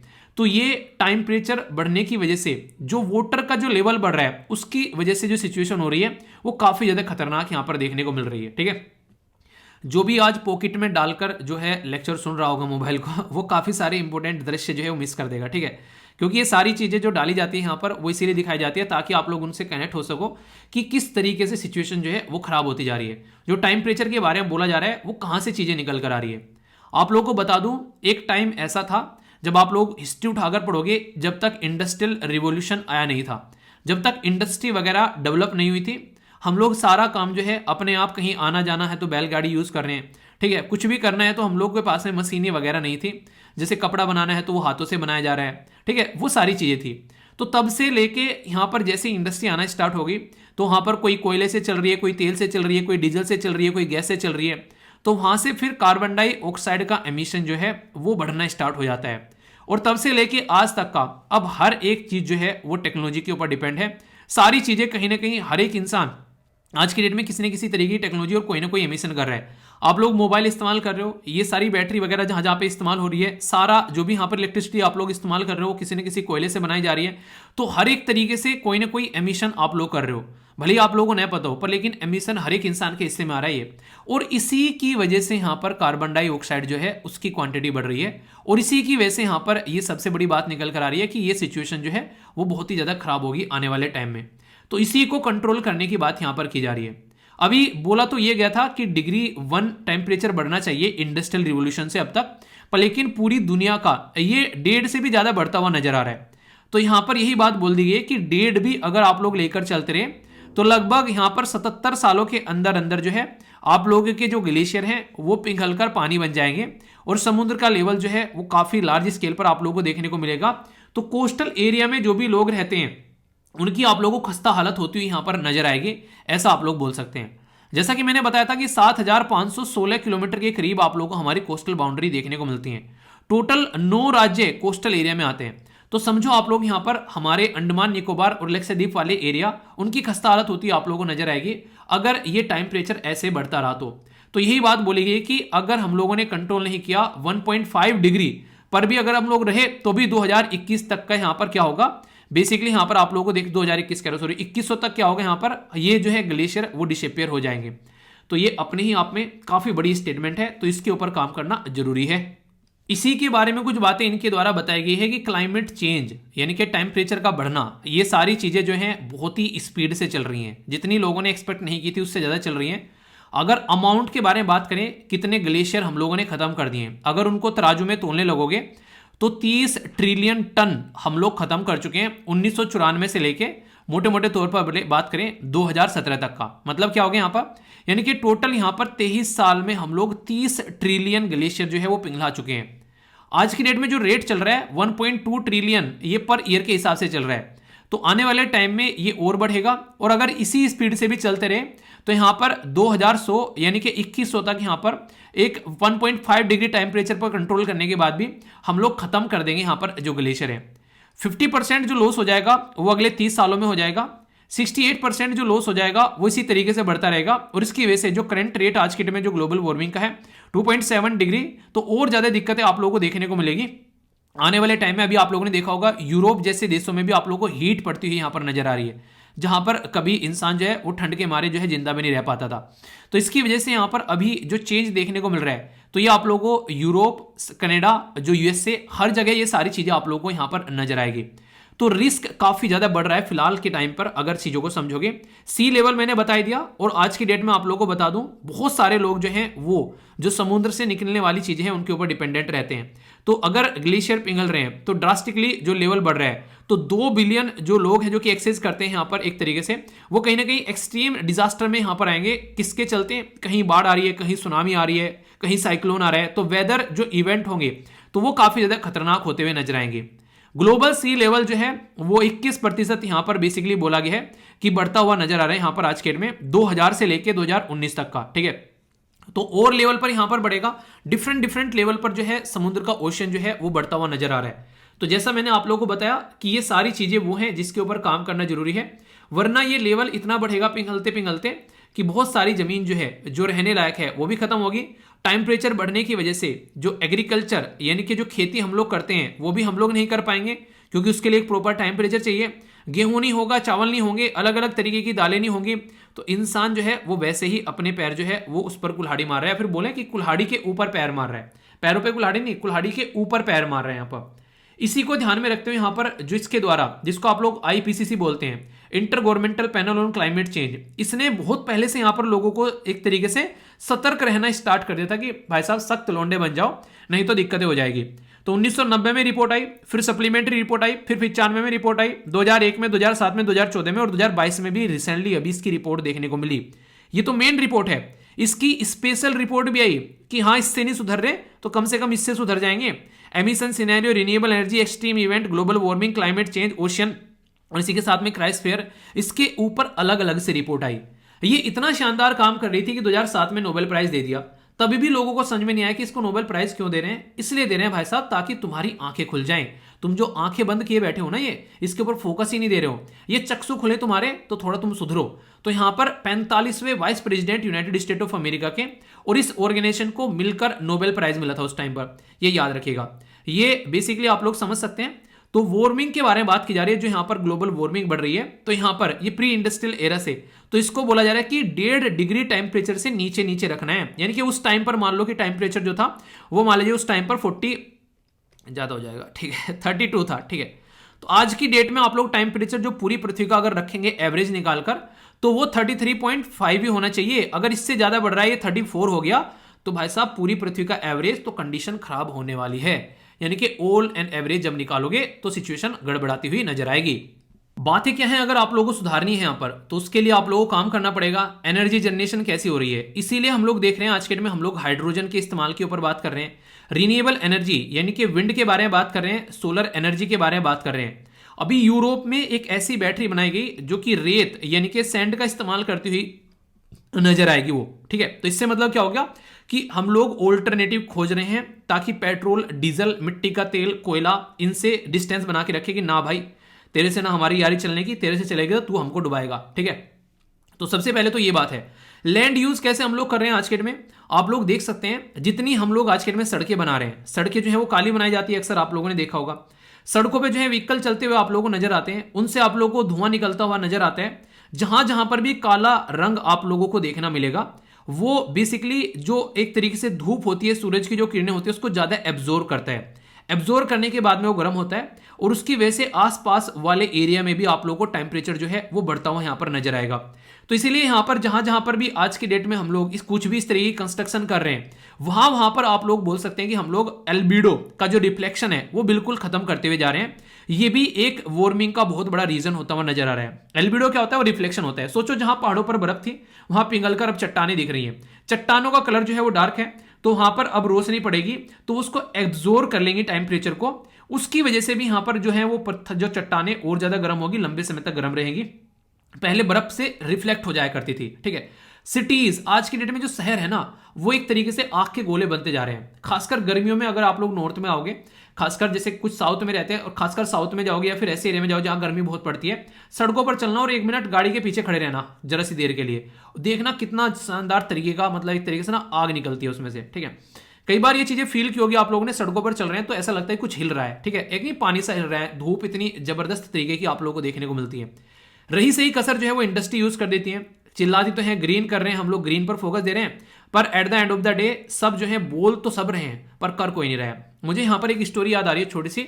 एक गांव था, उस गांव में बेसिकली क्या हुआ ये था कि एक तरीके से एक पर्टिकुलर उसके अंदर में जो एक ड्रम था उसमें दूध इकट्ठा करना है, तो यहां पर दूध इकट्ठा करना था, खीर बनानी थी गांव में, तो उसके चलते यहां पर लोगों को एक तरीके से प्रसाद के तौर पर दी जानी थी। तो यहां पर सब आने लगे दूध ले लेके, तो यहां पर एक इंसान ने सोचा कि सब जो है यहां पर दूध लेके आ रहे हैं, मैं 1 लीटर अगर पानी डाल दूंगा तो क्या बिगड़ रहा है। तो उसको लालच आया, तो उसने बोला कि फालतू में दूध बेकारी क्यों करना, 1 लीटर पानी लेकर चलता हूं, डाल देंगे उसमें। तो यहां पर ठीक है भाई साहब, उसने अपना डाल दिया, बाकी सब जो भी अपना लेकर आते सब डाल रहे थे। अब यकीन नहीं मानोगे, जब वो उठाकर देखा गया उसके अंदर में मैक्सिमम पानी था, उसमें दूध था ही नहीं, ना के बराबर उसमें दूध था। मतलब सब इंसान एक जैसे ही सोचते हैं कि सब दूध डाल रहे हैं, मैं पानी डाल दूंगा तो क्या बिगड़ेगा, सोचो सबने ऐसे ही सोच लिया। तो यही इसलिए कहते हैं कि सामने वाला चीजों को सुधार लेगा, हमारा क्या बिगड़ रहा है, हम नहीं करेंगे तो थोड़ा ना कुछ बिगड़ जाएगा। सब ऐसे ही सोचने लगे तो कुछ नहीं सुधरेगा। तो इसलिए कहते हैं कि सबसे पहले अपने आप को सुधारो, जो चेंज इस दुनिया में आप लोग देखना चाहते हो वो चेंज आप लोग सबसे पहले अपने अंदर लाओ। मैं आप लोगों को क्यों बोलता हूं कोई काम करने के लिए, मैं तब तक कोई काम करने के लिए आप लोगों को नहीं बोलता हूं जब तक वो मैं अपने अंदर चेंज लेकर नहीं आता हूं। मॉर्निंग में उठने वाली बात कर लो, आप लोगों को बोलता हूं, एक्सरसाइज करने वाली बात कर लो, आप लोगों को बोलता हूं। तो जो जो चीजें हैं, और बहुत सारी चीजें ऐसी हैं जो मेरा एक्सपीरियंस है, मतलब जो चीजें मैंने जिंदगी में गलत की हैं, जैसे कि आप लोग देखो आंसर राइटिंग के लिए क्यों फोर्स करता हूं, क्योंकि वो पता है वही एक ऐसी चीज है जो आप लोगों को फाइनल सिलेक्शन दिला के लाएगी। सबसे कम फोकस मैंने इस पे किया अपने टाइम के ऊपर, ठीक है, पढ़ते रहे प्रैक्टिस की नहीं रहे, तो इसीलिए मैं आप लोगों के पीछे पड़ा रहता हूं। माँ बाप और टीचर हमेशा जो गलती खुद करके आए हैं वो कभी नहीं चाहते कि ये गलती जो है वो हमारे बच्चे करें और वही प्रॉब्लम वो फेस करें जो हम लोगों ने की है। दूसरी कोई प्रॉब्लम फेस कर ले समझ में आता है, पर कम से कम वो प्रॉब्लम फेस न करें जो हम लोगों ने की है। तो ये आप लोग हमेशा ध्यान रखिएगा। इसीलिए कुछ मान लिया करते हैं, अगर सामने वाला कुछ बोल रहा है कुछ सोच समझ कर ही बोल रहा होगा, हवा में नहीं बोल रहा है वो, ठीक है। इस टॉपिक के ऊपर ये यूपीएससी हर साल क्वेश्चन पूछ रही है। 2016 में पूछा, वीडियो को पॉज कर इसको अटेम्प्ट करके देखो। 2017 में पूछा, ये आप लोग यहां पर देखो। 2021 में भी पूछा आप लोगों से, ये आप लोग यहां पर देखो। यानी कि हर साल इस टॉपिक से क्वेश्चन पूछे जा रहे हैं। आंसर राइटिंग में जब आप लोग जाओगे, क्लाइमेट चेंज ग्लोबल प्रॉब्लम 2018, 2021 में कॉन्फ्रेंस ऑफ पार्टी के बारे में यहां पर बात की जा रही है, यूएनएफसीसी के बारे में बात की जा रही है। तो इस टॉपिक से अंदाजा आप लोग लगा सकते हैं कि कितना इंपॉर्टेंट टॉपिक यहां पर ये हो जाता है। तो ये टॉपिक आप लोगों को थोड़ा सा सीरियस तरीके से लेकर चलना है, क्योंकि कल को इसके चल पर ऐसे बन सकते हैं, ठीक है। कोई क्वेश्चन अगर वो एथिक्स के अंदर पूछ ले कि क्या एथिकल तरीके से हम लोग चीजों को लेकर चल रहे हैं, इन्वायरमेंट के अंदर तो क्वेश्चन आप लोगों का बन ही सकता है, और इंटरव्यू में भी अगर आप लोगों से पूछ बैठे तो कोई बड़ी बात नहीं होगी यहाँ पर। तो इस तरीके से यहाँ पर आप लोग इसको अंडरस्टैंड कर सकते हैं। आंसर राइटिंग की जब बात आए तो आप लोग आंसर राइटिंग ग्रुप में जाके आंसर राइटिंग कर सकते हैं। बहुत सारे बच्चे रेगुलरली यहाँ पर अपना आंसर पोस्ट करते हैं, एक दूसरे का आंसर भी आप लोग रिव्यू कर सकते हैं। जब आप लोग एक आंसर पढ़ोगे तो कुछ ऐसे पॉइंट्स आप लोगों को जानने को मिलेंगे जो सामने वाले ने नहीं लिख रखे हैं, तो इससे आप लोग अपने आंसर को और ज़्यादा इंप्रूव कर पाओगे, ठीक है। तो ये बेसिक चीज़ें हैं जो आप लोग अपने आंसर में इंक्लूड करके चल सकते हैं, तो माइंड में कोई भी कंफ्यूजन नहीं होना चाहिए। दोस्तों ये आर्टिकल अपने ही आप में काफ़ी इंटरेस्टिंग आर्टिकल आप लोगों को देखने को मिलेगा। सोचो अगर एक बच्चा जो है वो अपने पेरेंट्स के साथ में है और उसकी एज जो है वो 18 साल से नीचे है, और उसके पेरेंट्स जो हैं वो देश छोड़कर जा रहे हैं किसी और कंट्री के अंदर में और वहाँ की सिटीजनशिप ले रहे हैं, तो उनके साथ में जो बच्चा है उसकी भी सिटीजनशिप जो है वो ऑटोमेटिकली खत्म हो जाती है अगर वो एक माइनर बच्चा है, यानी कि उसकी एज जो है 18 साल से कम है। तो क्या इस बच्चे को फिर से सिटीजनशिप मिल पाएगी अगर ये देश की सिटीजनशिप लेना चाहता है? यानी कि अगर कल को चलकर कोई ऐसा आप लोगों के आसपास में देखने को मिले, कोई नहीं घर का कोई पर्सन जो है वो छोड़कर चला गया देश अपने बच्चों को लेकर, पर उसके बच्चे कह रहे हैं कि हमको फिर से इंडियन सिटीजनशिप चाहिए, तो इसके लिए गवर्नमेंट काम कर रही है, पर लेकिन अब तक जो है वो रूल जो है वो नोटिफाई नहीं किए, तो उसी के ऊपर काम किया जा रहा है। सबसे इंपॉर्टेंट बात जो मैं आप लोगों को बताऊंगा यहाँ पर याद रखिएगा, जैसे पार्ट 3 में मैंने आप लोगों को बताया फंडामेंटल राइट है, पार्ट 4 में आप लोगों को डीपीएसपी यानी कि डायरेक्टिव प्रिंसिपल ऑफ पॉलिसी है, इसी के स्टेट पॉलिसी, इसी के साथ में पार्ट 2 में आप लोगों को सिटीजनशिप देखने को मिलती है। तो याद रखिएगा आर्टिकल 5 से लेके आर्टिकल 11 तक का हमारे देश में कैसे कैसे लोगों को नागरिकता मिलती है, कैसे कैसे लोगों को सिटीजनशिप मिलती है, उसके बारे में यहां पर लिखा हुआ है पार्ट सेकंड के अंदर में। तो उसी के अंदर से निकालकर कानून बनाया गया था सिटीजनशिप एक्ट 1955 में। ये जो कानून है 1986 में अमेंडमेंट किया गया, फिर 92 में, फिर 3 में, फिर 5 में और फिर 19 में। सिटीजनशिप अमेंडमेंट एक्ट जो अभी रिसेंटली लेकर आया गया था 2019 में, वो इसी के अंदर में चेंज कर लेकर आया गया था, जिसमें 3 कंट्री को छोड़कर, वो 3 कौन सी कंट्री थी, पाकिस्तान, अफगानिस्तान और एक का नाम क्या था आप लोगों को बताना है, उनसे छोड़कर किसी भी कंट्री से अगर माइनॉरिटी, मतलब उनको, उनसे मुस्लिम कम्युनिटी को छोड़कर कोई भी अगर माइनॉरिटी देश के अंदर आना चाहती है तो उसको अलाउ किया जाएगा जो वहां पर माइनॉरिटी है, क्योंकि वो मुस्लिम डोमिनेटेड कंट्री है। और कई बार माइनॉरिटी में जो हिंदू हैं या फिर दूसरी कम्युनिटी हैं वो कई सारी प्रॉब्लम वहां पर फेस करते हैं। तो इसके चलते वहां से लोग आते हैं, हमारे देश में सिटीजनशिप लेना चाहते हैं, तो उनको अलाउ किया गया था सिटीजनशिप लेना। हालांकि काफी ज्यादा क्रिटिसिज्म हुआ उसका, क्यों? क्योंकि रिलीजन के नाम पर लोगों को सिटीजनशिप देना और देने से रोकना, ये संविधान की जो मूलभूत सिद्धांत है जिसमें हम लोग सेक्युलरिज्म को फॉलो करते हैं, तो इसका मतलब यह है कि धर्मनिरपेक्षता का जो बेसिक स्ट्रक्चर का पार्ट भी है उसका हम लोग हनन कर रहे हैं। तो इसके ऊपर जब एनालिसिस किया जाएगा तो तभी देखेंगे, कोर्ट अपने आप देखेगा इसमें क्या सही है क्या गलत है। फिलहाल के टाइम पर ये सारा मुद्दा मिनिस्ट्री ऑफ होम अफेयर के अंडर आप लोगों को देखने को मिलता है। और कौन है मिनिस्टर, ये आप लोगों को बताइए। तो यहां पर जो अंडर द सिटीजनशिप एक्ट 1955, तो कोई भी माइनर पर्सन जो है अगर अपने माँ बाप के साथ में जाता है और उनकी वजह से उसकी सिटीजनशिप चली जाती है, तो फिर वो जब भी वो 1 साल, मतलब जब भी वो यहां पर अपनी जो एज पर्टिकुलर 18 साल से ऊपर का हो, तो फिर वो आकर फिर से यहां पर सिटीजनशिप ले सकता है। यानी कि बात की जा रही है provided that any such child में within the 1 year after attaining the full age, यानी कि 18 साल की उसकी एज हो चुकी है, तो 18 से 19 के बीच में आकर वो विद इन 1 ईयर डिक्लेयर कर सकता है कि मैं रिज्यूम करना चाहता हूं इंडियन सिटीजनशिप, तो उसको आसानी से इंडियन सिटीजनशिप मिल जाएगी। समझ में आ रहा है? तो 1 साल के अंदर अंदर उसको आकर बताना है कि मेरा इंटरेस्ट है भाई साहब। अगर उससे नहीं लेगा तो फिर पूरा प्रोसीजर होगा जो एक नॉर्मल किसी इंसान के लिए होता है वो लंबा पड़ जाएगा। पर यहां पर ये एक डिस्काउंट ऑफर रहता है खासकर उन बच्चों के लिए जो कि अपने पेरेंट्स की वजह से देश की सिटीजनशिप खो बैठे थे। तो ये काफी एक इंटरेस्टिंग कॉन्सेप्ट लगा मुझे पर्सनली, क्योंकि पॉलिटी भी आ गई यहां पर। देश के अंदर में कई सारे ऐसे बच्चे हैं जिसकी वजह से, जिनके पेरेंट्स की वजह से दिक्कतें देखने को मिलती हैं। तो ये क्वेश्चन बन जाएगा अगर पॉलिटी से आप लोगों का, तो फिर बोलोगे क्वेश्चन कहां से आ गया, ये कहां से न्यूज में आ गया सिटीजनशिप। तो बेसिक करंट अफेयर जो है वो बैकग्राउंड के बारे में जब पढ़ते हो तो बताता है कि क्वेश्चन कहां से बन जाते हैं। तो इसलिए कहता हूं कि चीजों को इस तरीके से तैयार करना है कि बैकग्राउंड इंफॉर्मेशन अगर तैयार हो गई एक बार तो फिर आप लोगों को कोई भी कंफ्यूजन देखने को नहीं मिलेगा, है कि नहीं? बताइए, कोई डाउट है क्या? डाउट हो तो उसको दूर करना। एक थोड़ा सा रिक्वेस्ट भी मैं यहां पर आप लोगों से करना चाहूंगा, आज ही जाकर पॉलिटी के अंदर में जो सिटीजनशिप वाला चैप्टर पढ़ा रखा है मैंने, उसको जाकर आप लोग एक बार रिवाइज कर लेना। बहुत सारी चीजें आप लोगों को नई सीखने को मिल जाएगी, वहां से जाकर एक बार देखिएगा जरूर। ओके, देश के अंदर में हॉकी वर्ल्ड कप होने जा रहे हैं, तो उसी का बेसिकली एक माहौल बनाया जा रहा है, तो उसके चलते एक प्रॉपर ढांचा होना चाहिए देश के अंदर में। तो उड़ीसा के अंदर से ये न्यूज़ निकल कर आ रही है। तो यहाँ पर जो नवीन पटनायक साहब जो हैं उनके द्वारा बिरसा मुंडा हॉकी स्टेडियम यहाँ पर वर्ल्ड कप से पहले जो है उसको इनोग्रेट किया। तो ये स्पोर्ट्स की कैटेगरी में काफ़ी इंपॉर्टेंट क्वेश्चन आप लोगों से यहाँ पर पूछा जा सकता है, क्योंकि अभी रिसेंटली हमारे देश के अंदर में जो मेंस हॉकी वर्ल्ड कप 2023 का आप लोगों को देखने को मिलेगा। तो ये जो वर्ल्ड कप है ये हमारे देश में चलने वाला है, तो इसके चलते एक प्रॉपर ढांचा भी होना चाहिए जहां पर ये पूरा वर्ल्ड कप खेला जाएगा। तो एस्टिमेशन जो यहाँ पर लगाई जा रही है 261 करोड़ रुपए स्टेडियम के, जो कि आप लोगों को यहाँ पर सुंदरगढ़ डिस्ट्रिक्ट के अंदर देखने को मिलेगा। और बिरसा मुंडा हॉकी स्टेडियम इसका नाम रखा गया है, तो बिरसा मुंडा जी से भी रिलेटेड आप लोग यहाँ पर देख सकते हैं। पर लेकिन जब भी हॉकी के बारे में हम लोग बात करें तो एक इंपॉर्टेंट पर्सनैलिटी को हम लोग नहीं भूल सकते हैं, और उनका नाम है हॉकी के जादूगर ध्यानचंद जी। ये इतनी इंपॉर्टेंट पर्सनैलिटी है कि मतलब क्या ही बोलूँ यार। उस टाइम पर जब हमारा देश जो है वो अंग्रेजों के कंट्रोल हुआ करता था, उस टाइम पर इनके द्वारा जो हॉकी खेली गई है, अपनी बेसिकली हॉकी के ऊपर जो गेंद को नचाया गया है, तो ये माना जाता था कि इनकी हॉकी इतनी शानदार तरीके से थी, मतलब इतना शानदार ये खेला करते थे अपनी हॉकी से कि इनकी हॉकी को तोड़कर देखा जाता था कि इसके अंदर आखिर क्या है कि गेंद चिपक कर इससे हटती नहीं है। भाई साहब, इसको कहते हैं मेहनत। ये बोलते हैं बताने वाले कि जो ध्यानचंद जी जो हैं हॉकी लेकर गेंद से जो प्रैक्टिस किया करते थे वो रेलवे ट्रैक पर प्रैक्टिस किया करते थे। सोचो, जो इंसान उस रेलवे के ट्रैक पर अपनी गेंद को हॉकी से जो है वो बैलेंस करके रख सकता है, एक नॉर्मल ग्राउंड में जब वो खेलेगा तो वो क्या आतंक मचाएगा। भाई साहब, कोई आसपास भी नहीं टिक सकता है। सोचो आप लोग बैठकर पूरे दिन में डेली का आप लोग यहां पर 100 क्वेश्चन प्रैक्टिस कर दे रहे हो और फिर उसका एनालिसिस कर रहे हो। जिस दिन आप लोग प्रीलिम्स में जाकर बैठोगे ना भाई साहब, प्रीलिम्स के तीतर उड़ते हुए नजर आएंगे। इस तरीके की प्रैक्टिस आप लोगों की हो जाएगी।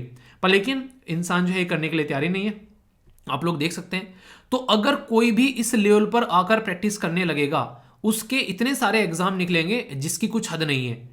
तो वही कहते हैं कि पेपर का तितर बन जाएगा भाई साहब, इस लेवल की प्रैक्टिस आप लोगों की हो जाएगी। पर लेकिन इंसान जो है उतनी मेहनत करने के लिए तैयारी नहीं है, क्योंकि इंसान को आलस का पुतला बोला गया है। और वो इसीलिए बोला गया कि इंसान के एक पता है छाती पर आलस चढ़कर नाचता रहता है, सुबह को उठना नहीं है। क्यों? क्योंकि आलस है, सर्दी लगेगी। सबको लग रही है भाई साहब, जो काम कर रहे हैं, जो सिलेक्शन ले रहे हैं, उनको भी लग रही है और आप लोगों को भी लग रही है। तो आप सोचो कि आप लोगों को क्या करना है। तो ये रियलिटी है।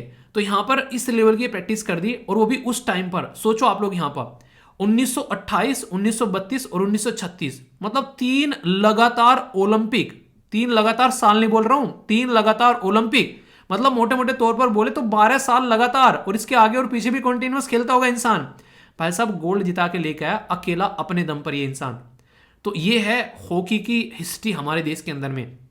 अभी रिसेंटली सेंट्रल गवर्नमेंट के द्वारा एक काफी इंपॉर्टेंट स्टेप उठाया गया। राजीव गांधी खेल रत्न अवार्ड का नाम चेंज करके यहां पर मेजर ध्यानचंद खेल रत्न कर दिया गया। जो नाम चेंज किया गया है मेजर ध्यानचंद जी के नाम पर किया गया है, और ये आर्मी से भी रिलेटेड थे मेजर साहब, ठीक है। जो यहां पर प्राइज दिया जाता है इसके अंदर में वो 25,000 दिया जाता है। ये खेल रत्न जो है ministry of youth and affair, जो यूथ अफेयर और जो स्पोर्ट के अंदर में आप लोगों को यहां पर नजर आएगा। हॉकी के जादूगर, विजार्ड, जादूगर नाम लगा हुआ है इनके नाम के सामने। तो इससे आप लोग अंदाजा लगा सकते हैं कितने शानदार तरीके से 1926 से लेके 1949 तक का इस इंसान के द्वारा हॉकी खेली गई, और 400 गोल जो है वो दागे गए अपने करियर में। भाई साहब ये बताते हैं बोलने वाले कि आप लोगों को पता है जब गोल करना होता है तो यहां पर प्रॉपर एक इस तरीके से आप लोगों एक सिस्टम क्रिएट किए जाते हैं। एक मैच खेल रहे थे इंटरनेशनल लेवल पर, और काफी टाइम हो गया इनका गोल ही नहीं लगा। तो इतने ज्यादा एक्यूरेट थे अपनी प्रैक्टिस में, इन्होंने साफ साफ बता दिया कि इसकी जो बेसिकली जो ये चौड़ाई है इसमें गड़बड़ी है, ये सही नहीं है, इसको नापो। मतलब जब नापा गया तो उसकी चौड़ाई में जो है वो गड़बड़ पाई गई। मतलब अपनी प्रैक्टिस पे इंसान को इतना मतलब एक तरीके से ट्रस्ट था कि मैं गलत नहीं हो सकता भाई साहब। तो ये कहते हैं इंसान की प्रैक्टिस, ठीक है। श्रीनिवास रामानुजम जी के बारे में भी आप लोगों ने सुना होगा। प्रैक्टिस को उस लेवल पर ले जाते हैं इंसान, वो भी मतलब ऐसी ऐसी चीजें उन्होंने बता दी जाकर कि हाँ इस तरीके से चीजें होंगी, कि सामने वाले ने ऐसी ऐसी थ्योरम निकाल कर रख दी, ठीक है। अभी आप लोगों ने देखा यहाँ पर जो अभी मूवी आई थी यहाँ पर जो इसरो के साइंटिस्ट के ऊपर, एक सीन है उसमें जब वो क्लास में जाते हैं और बोलते हैं ये थ्योरम गलत है, तो प्रोफेसर उनका मजाक उड़ाता है, बोल रहा है कि हाँ तुम उनसे ज्यादा जानते हो। तो भाई साहब वो फिर आते हैं वापस, उनको लेटर लिखते हैं, तो बोलते हैं आज तक ये गलती किसी ने नहीं पकड़ी, तुमने पकड़ ली। ये होता है भाई साहब प्रैक्टिस, ये होता है टैलेंट, और ये होता है अपने काम पर फोकस। समझ रहे हैं आप लोग क्या बोल रहा हूं मैं यहाँ पर? ये लेवल की चीजें जिस दिन आ गई ना भाई साहब कमाल करोगे उस दिन, ठीक है। तो ये समझ सकते हैं आप लोग यहाँ पर। तो इनके द्वारा यहाँ पर शानदार तरीके से खेला गया, और इसी के चलते यहाँ पर खेल रत्न अवार्ड कंट्री का हाईएस्ट अवार्ड है, lifetime achievement in the field of sport, Dhyanchand award के नाम से जाना जाता है। 2002 में यहाँ पर स्टार्ट किया गया, ठीक है। मेजर ध्यानचंद खेल रत्न अवार्ड है और ध्यानचंद अवार्ड अलग है, दोनों को कंफ्यूज मत करना।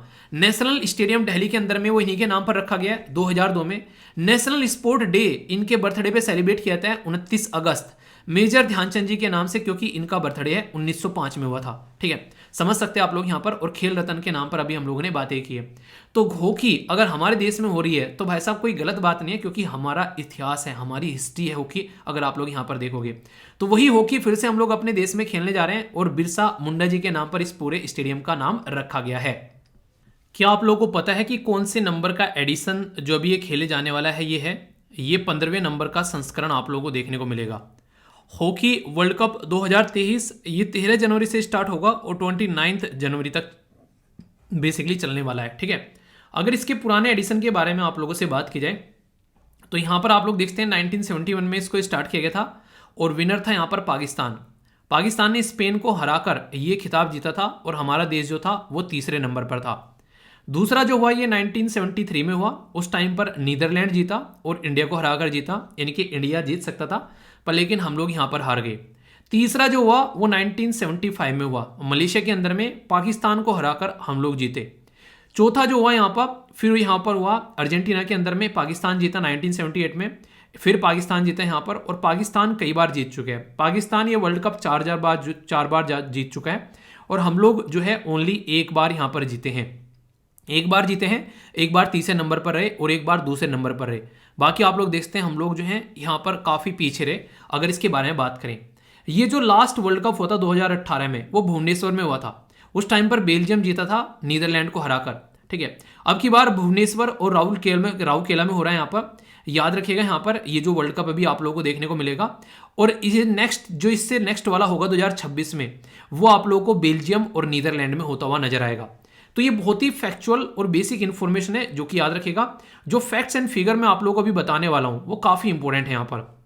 अगर बात करें इंडिया और पाकिस्तान के बारे में, तो इंडिया और पाकिस्तान के द्वारा कन्विंस किया गया था दुनिया को कि हाँ ऐसा कुछ होना चाहिए हॉकी का वर्ल्ड कप, और इसीलिए यहाँ पर स्टार्टिंग में सबसे पहले जब फर्स्ट एडिशन की बात की गई, वो पाकिस्तान को अलॉट किया गया था कि तुम कराना। पर लेकिन पॉलिटिकल अनस्टेबिलिटी और सिक्योरिटी के इशू की वजह से यहाँ पर, और इसी के साथ में इंडिया ने अपोज किया था यहाँ पर, तो इसके चलते यहाँ पर जो ये आगे चलकर ये कहाँ पर हुआ, ये इसके पाकिस्तान के अंदर नहीं देखने को मिला, ये स्पेन में चला गया। फिर यहाँ पर इंडिया जो है वो होस्ट करने वाला था 1975 में। उस टाइम पर भी कुछ ऐसे इशू बने, आप लोगों को बताया देश के अंदर इमरजेंसी एंड ऑल, तो ये मलेशिया के अंदर में मूव हो गए यहाँ से। तो आप लोग समझ सकते हैं कि पहले भी हमारे देश में ये होस्ट होने वाला था, पर लेकिन सिचुएशन ऐसी नहीं थी। क्यों? क्योंकि हम जो है उस कंडीशन में नहीं थे कि चीज़ें जो है वो नॉर्मल चल सके। तो आप लोग इससे अंदाजा लगा सकते हैं। तो ये काफ़ी बड़ी बात है यहाँ पर। अगर आप लोग देखोगे, इनिशियल एडिशन जो है वो एवरी 2 ईयर में हुआ करते थे। 1982 में फिर चेंज किया गया, फिर यहाँ पर 4 साल में इसको करना स्टार्ट कर दिया। पाकिस्तान जो है वो यहाँ पर जो इनोग्रेटेड मैच हुआ स्टार्टिंग वाला स्पेन के अंदर में, उसका विनर बना। इस तरीके से आप लोग देखते हैं। और लास्ट वाला जो विनर था अभी रिसेंटली जो हुआ वो था बेल्जियम, ठीक है, उड़ीसा के अंदर में हुआ था वो भी। तो ये काफी बेसिक सी इंफॉर्मेशन होगी जो कि आप लोगों से क्वेश्चन की फॉर्म में भी पूछी जा सकती है। एक इंपॉर्टेंट ऑर्गेनाइजेशन जिसके बारे में आप लोगों से क्वेश्चन पूछा जा सकता है, ये है बेसिकली FIH। इसको बोलते हैं इंटरनेशनल हॉकी फेडरेशन। 1924 में बनाई गई, स्विट्जरलैंड के लुशान में आप लोगों को इसका हेडक्वार्टर देखने को मिलेगा। तो कैसे यहाँ पर टूर्नामेंट को लेकर चल रहे हैं उसके बारे में यहाँ पर बात करती है। और इंटरनेशनल ओलंपिक कमेटी जो आप लोगों को देखने को मिलेगा वो गवर्निंग बॉडी है इसके लिए। तो ये काफी एक इंपॉर्टेंट आप लोगों के लिए बॉडी भी यहाँ पर हो जाती है। ओके, छोटी सी बात आप लोग यहाँ पर याद रखते हैं इंडियन हॉकी फेडरेशन के बारे में भी। तो इंडियन हॉकी जो फेडरेशन है वो हमारे देश में बनाई गई थी बेसिकली, एक तरीके से आप लोग बोल सकते हैं 1925 में, ठीक है। तो Indian hockey federation administrative body है हमारे देश के अंदर में जब हॉकी को फेडरेशन के बारे में हम लोग बात करते हैं। तो इसके बारे में कुछ बेसिक इंफॉर्मेशन भी आप लोग यहाँ पर समझ सकते हैं, क्योंकि हमारे देश के अंदर में हॉकी का वर्ल्ड कप हो रहा है, तो आप लोगों से क्वेश्चन पूछा जा सकता है, ठीक है। अभी यहाँ पर क्वेश्चन है यहाँ पर कि 32वां ओलंपिक जो समर ओलंपिक हुआ था उसके बारे में क्वेश्चन पूछा गया यूपीएससी 2021 के अंदर में। बोला गया कि ऑफिशियल मैस्कोट था जो ओलंपिक का वो था ए न्यू वर्ल्ड। दूसरा बोला गया कि जो स्पोर्ट क्लाइंबिंग, इसी के साथ में यहाँ पर सर्फिंग, इसी के साथ में यहाँ पर स्केट बोर्डिंग, नेक्स्ट यहाँ पर कराटे और इसी के साथ में बेसबॉल, ये ओलंपिक के अंदर इंक्लूड किए गए। सही आंसर क्या है? 1, 2 बोथ या फिर neither 1 no 2, A, B, C या फिर D में से सही आंसर क्या होगा ये बताइए। तो सही आंसर है यहाँ पर बी। क्यों? क्योंकि फर्स्ट स्टेटमेंट गलत है, क्योंकि यहाँ पर अगर बात करें जो ऑफिशियल मैस्कोट था यहाँ पर यूनाइटेड बाय द इमोशन, जो अभी मैंने आप लोगों को बताया वो जो स्लोगन यूज किया गया था वो 2016 वाले ओलंपिक में किया गया था जो रियो डी जेनेरियो के अंदर में हुए थे। और बाकी जो चीजें इंक्लूड की गई वो सारी बिल्कुल सही है टोक्यो ओलंपिक के अंदर में। अच्छा, इंडिया ने कितने यहाँ पर मेडल जीते टोटल, और यहाँ पर गोल्ड किसके द्वारा जीता गया ये पता ही आप लोगों को बताएगा जरूर, ठीक है। इंटरनेशनल हॉकी फेडरेशन 1924 में बनाई गई, हेडक्वार्टर बेल्जियम में है। इसी के साथ में जो हॉकी के जो मेजर इंटरनेशनल जो टूर्नामेंट है, ठीक है, जिसको नोटेबली वर्ल्ड कप बोलते हैं, वो रेस्पॉन्सिबल है यहाँ पर ये कराने के लिए, ठीक है। करेक्ट स्टेटमेंट कौन सी है? 1, 2 बोथ या फिर नन ऑफ द अबोव। तो A, B, C या फिर D में से सही आंसर क्या होगा? तो सीधी सीधी बात है, ये मैंने अभी आप लोगों को बताया स्विट्जरलैंड के अंदर में है ना कि यहाँ पर, ठीक है। तो बेसिक बातें सारी बताई अभी। नेक्स्ट अगर बात करें हॉकी वर्ल्ड कप के बारे में, तो यहाँ पर ज्वाइंटली इंडिया और पाकिस्तान के द्वारा कन्विंस किया गया स्टार्टिंग में कि ऐसा कुछ होना चाहिए। पाकिस्तान जो है इनॉग्रल मैच जीता 1971 में स्पेन को हराकर, और टूर्नामेंट जो है एवरी 4 ईयर देखने को मिलती है जब से इसका फर्स्ट एडिशन हुआ। क्या स्टेटमेंट करेक्ट है? 1, 2, 2, 3, 1, 3 या फिर ऑल ऑफ द अबव। तो ये वो बेसिक क्वेश्चन है जिनसे डायरेक्ट आप लोगों से एग्जाम में क्वेश्चन पूछे जा सकते हैं, ठीक है। तो बताइए यहाँ पर क्या आंसर होगा, यहाँ पर आप लोगों को बताना है। देखता हूँ कौन सी आंसर देता है। तो यहाँ पर अभी बताया मैंने आंसर क्या है, क्योंकि स्टार्टिंग में 2 साल में होता था, फिर 4 साल में करना स्टार्ट कर दिया। तो ये मैंने अभी स्टेटमेंट आप लोगों को यहाँ पर बताई थी, ठीक है। तो कोई भी कंफ्यूजन नहीं होना चाहिए। टॉपिक गेम से रिलेटेड कई सारे क्वेश्चन रिसेंटली अभी एग्जाम में पूछे गए हैं और यहाँ पर भी आप लोग देखते हैं 2021 में भी क्वेश्चन बना है और हमारे देश के अंदर में हॉकी वर्ल्ड कप हो रहा है, तो आप लोगों से फिर से ये क्वेश्चन पूछे जा सकते हैं यहाँ से। तो बेसिक सारी चीजें मैंने बता दी, अब कोई भी कंफ्यूजन इसको लेकर आप लोगों के माइंड में नहीं होना चाहिए। फिर भी कोई डाउट हो तो बताना, उसको दूर किया जाएगा। ओके दोस्तों, ये डायलॉग आप लोगों ने अक्सर सुना होगा कि हर शेर को सवा शेर मिलता है, तो यहाँ पर इसी के बारे में ये टॉपिक है। ये जनरल साइंस के अंदर आप लोग इसको कनेक्ट करके देख सकते हैं और बात की जा रही है यहाँ पर बिस्की किसके बारे में, ये है वायरो वायरे। तो वायरो वायरे नाम से ही थोड़ा सा आप लोगों को अंदाजा लग रहा होगा कि कुछ ना कुछ वायरस के बारे में है। जी हाँ, ये काफी अच्छी चीज सामने निकल कर आ रही है कि कुछ ऐसा अभी डिस्कवर किया गया है जो कि वायरस को खाएगा और उसमें कोरोना वायरस को भी खाया जा सकता है। तो अपने ही आप में एक ऐसा डेवलपमेंट, आप लोग कहते हैं ना कि हर एक चीज का अंत होता है, तो कोई भी चीज अगर आउट ऑफ द बॉक्स जाती है और इस तरह की अतकी मचाती है कि उसको ये लगता है कि बस तुम ही यहाँ के बादशाह हो, तुम्हारा कोई कुछ नहीं बिगाड़ सकता है, तो उस टाइम पर आप लोगों को यहाँ पर कुछ ना कुछ ऐसा देखने को मिलता है जो नेचर बताती है और हमेशा ही दिखाती है कि बेटा तुम्हारे पिताश्री हम हैं, तुम्हारे सर पर हम बैठे हुए हैं। तो इसी टॉपिक के बारे में मैं आप लोगों से बात करूंगा जो कि जीएस पेपर 3 के अंदर में या फिर प्रीलिम्स के अंदर में फैक्ट के तौर पर भी पूछा जा सकता है। जो वायरो वोरे आप लोग यहां पर बोल सकते हैं, ये इसको आप लोग बेसिकली एक तरीके से वायरो वोरे, वायरे वोर आप लोग बोलिए बेसिकली वायरो वोर, ठीक है। तो वायरो वोर जो है ये एक तरीका ऑर्गेनिज्म है जो कि ईट करता है वायरस को, यानी कि इसका खाना क्या है, इसका फूड क्या है, वो है वायरस। ये वायरस में कोई भी वायरस आप लोगों को हो सकता है और वायरस ओनली इसकी डाइट है, इसीलिए इसको यहां पर वायरो वोरे बोला गया है। यानी कि इसकी डाइट क्या है, बस मुझे वायरस खिलाते रहो। ये ये यहां पर यूनिसेलुलर ऑर्गेनिज्म आप लोगों को देखने को मिलेगा। तो रिसर्चर जो है यूएसए के अंदर में बेसिकली जो यहां पर इसके ऊपर स्टडी कर रहे हैं, तो उनको पता चला कि ये एक तरीके से ह्यूज नंबर ऑफ इन्फेक्शियस जो भी यहां पर क्लोरा वायरस जो है उसको खा चुका है और यहां पर इसके ऊपर एक स्टडी भी निकल कर आई है। तो कहीं ना कहीं ये काफी इंपॉर्टेंट पार्ट है उस पर्टिकुलर फूड चेन का। तो यानी कि फूड चेन में अगर वायरस आ गया तो यहां पर ये भी आप लोगों को देखने को मिलेगा। तो कहीं ना कहीं आप लोग यही बोल सकते हैं कि नेचर ने ना यार सब कुछ इस तरीके से सेट कर रखा है कि कल को चलकर अगर कोई दिक्कत होगी तो यहां पर कुछ ऐसी चीजें निकल कर आएगी जो उसके भी ऊपर सर पे बैठी मिलेगी।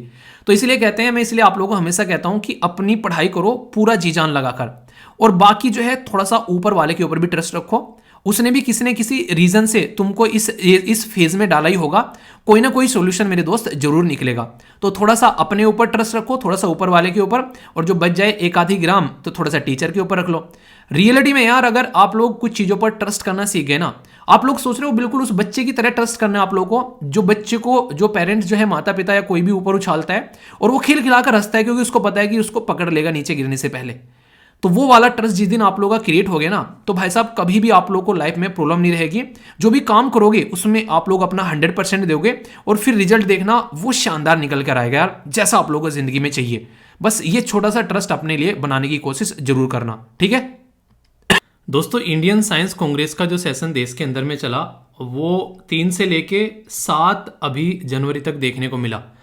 तो इसके बारे में कुछ बेसिक इन्फॉर्मेशन मैं आप लोगों को बताऊंगा ताकि आप लोग चीज़ों को अंडरस्टैंड कर सकें। आखिर ऐसे सेशन जो हैं वो देश के अंदर क्यों होते हैं, इसका हमारे देश के ऊपर क्या इम्पैक्ट पड़ता है अगर आप लोगों से पूछा जाए। सबसे बड़ी बात यह है, कोरोना के टाइम पर आप लोगों ने देखा होगा कि ये बोला जा रहा था कि लोग जो हैं एक तरीके से उनको क्या है, गोबर का लेप कर लो तो कोरोना पास में नहीं आएगा। तो ये क्या है, लोगों के अंदर साइंटिफिक टेम्पर नहीं है कि क्या सही है और क्या गलत है। नींबू की 2 बूंद नाक में डाल लो तो कोरोना पास में नहीं आएगा। तो इसका मतलब ये नहीं कि नींबू का कोई इस्तेमाल नहीं कर सकता है किसी चीज़ों में, गोबर का कोई इस्तेमाल नहीं है, उनका अपना एक अलग इस्तेमाल है। पर लेकिन इसका मतलब ये थोड़ी ना है कि एक इंसान जो है वो क्रिकेटर है और उसको बोल दो कि चलो तुमको किसी का जाके ऑपरेशन करना है कि बड़ा अच्छा ऑपरेशन करोगे यार, तुम तो क्रिकेट बड़ा शानदार खेलते हो। सचिन तेंदुलकर को बोले कोई कि चलो ऑपरेशन करो भाई चल के, तो वो कर पाएंगे क्या? पर लेकिन क्रिकेट के ग्राउंड में उनको उतारो तो शानदार खेलेंगे। तो ये साइंटिफिक टेम्पर होता है कि किस चीज़ का इस्तेमाल कहाँ पे करना चाहिए और एक तरीके से एक एनालिटिकल तरीके से इंसान सोचे, यानी कि क्या सही है और क्या गलत है, ऐसा एक इंसान का जो माइंडसेट जो है वो डेवलप किया जा सके। तो 108वां सेशन यहाँ पर हुआ और पीआईबी ने इस जो न्यूज़ को बहुत डिटेल में कवर किया। ये जो सेशन है ये नागपुर में देखने को मिला और प्राइम मिनिस्टर मोदी जी के द्वारा यहाँ पर इसको इनोग्रेट किया गया। सबसे जो प्यारी चीज़ थी सेशन की वो थी इसकी थीम, यानी कि science and technology sustainable development with women empowerment. Science का और टेक्नोलॉजी का इस्तेमाल भी करना है, सस्टेनेबल डेवलपमेंट भी रखना है और वुमेन यानी कि महिलाओं को एम्पावर भी करना है। ये थीम थी यहाँ पर। इसी के साथ में एक यूनिक हॉलमार्क यहाँ पर देखने को मिला जो साइंस कांग्रेस का था इस साल, वो था चिल्ड्रन साइंस कांग्रेस, यानी कि एक तरीके से ऐसे भी सेशन आप लोगों को देखने को मिल रहे हैं जहां बच्चों के ऊपर फोकस किया जा रहा है, एग्रीकल्चर के ऊपर फोकस किया जा रहा है, स्पेस, डिफेंस, आईटी, मेडिकल के ऊपर फोकस किया जा रहा है। क्योंकि साइंस तो यार एक ऐसी चीज है, उसका इस्तेमाल कहीं भी कर सकते हैं। क्योंकि साइंस एक ऐसी चीज है बेसिक, जो कि कहीं ना कहीं आज के डेट में जिसको हम लोग यूज कर करके लाइफ को एडवांस बना रहे हैं, जो हम लोग आज के डेट में साइंस यूज कर रहे हैं। आप लोगों ने देखा कितने अच्छे से हमारे देश के जो लोग हैं उन्होंने शानदार तरीके से अपनी खुद की मेडिसिन बना डाली। हम लोग आज की डेट में मंगल ग्रह पर जाकर बैठ गए, चांद ग्रह पर जाकर बैठ गए, तो ये साइंस का ही तो नतीजा है। तो इस तरीके से आप लोग समझ सकते हैं। कई सारे और भी अट्रैक्शन रहे, जैसे प्राइड ऑफ इंडिया, एक शो आप लोगों को यहाँ पर देखने को मिला, जिससे कि हमारी सोसाइटी में भी काफ़ी कंट्रीब्यूशन देखने को मिलता है। तो हम लोग काफ़ी अच्छे से इस पर्टिकुलर सेशन को जो है वो कंडक्ट कर पाए। तो कुछ बेसिक चीज़ें यहाँ पर आप लोगों को मैं बता देता हूँ। सबसे पहले तो यहाँ पर ये, जैसे मैंने आप लोगों को हमेशा बोला है कि हिंदी और इंग्लिश में दोनों में आप लोगों को देखने को मिल जाता है।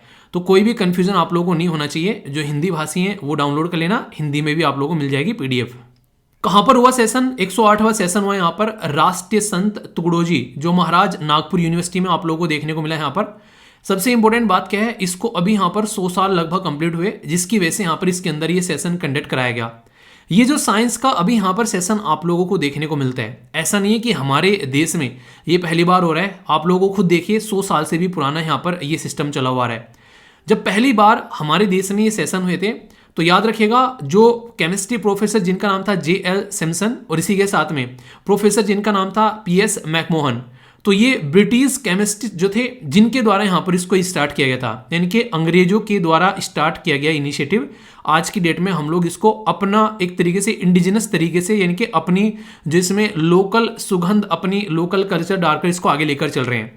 एम क्या है? वही है कि साइंस जो है उसको एक तरीके से एनुअल कांग्रेस के रूप में पब्लिश किया जाता है, प्रोसीड किया जाता है जर्नल के थ्रू, और फंड मैनेज किया जाता है ताकि साइंस को प्रमोट कर सके।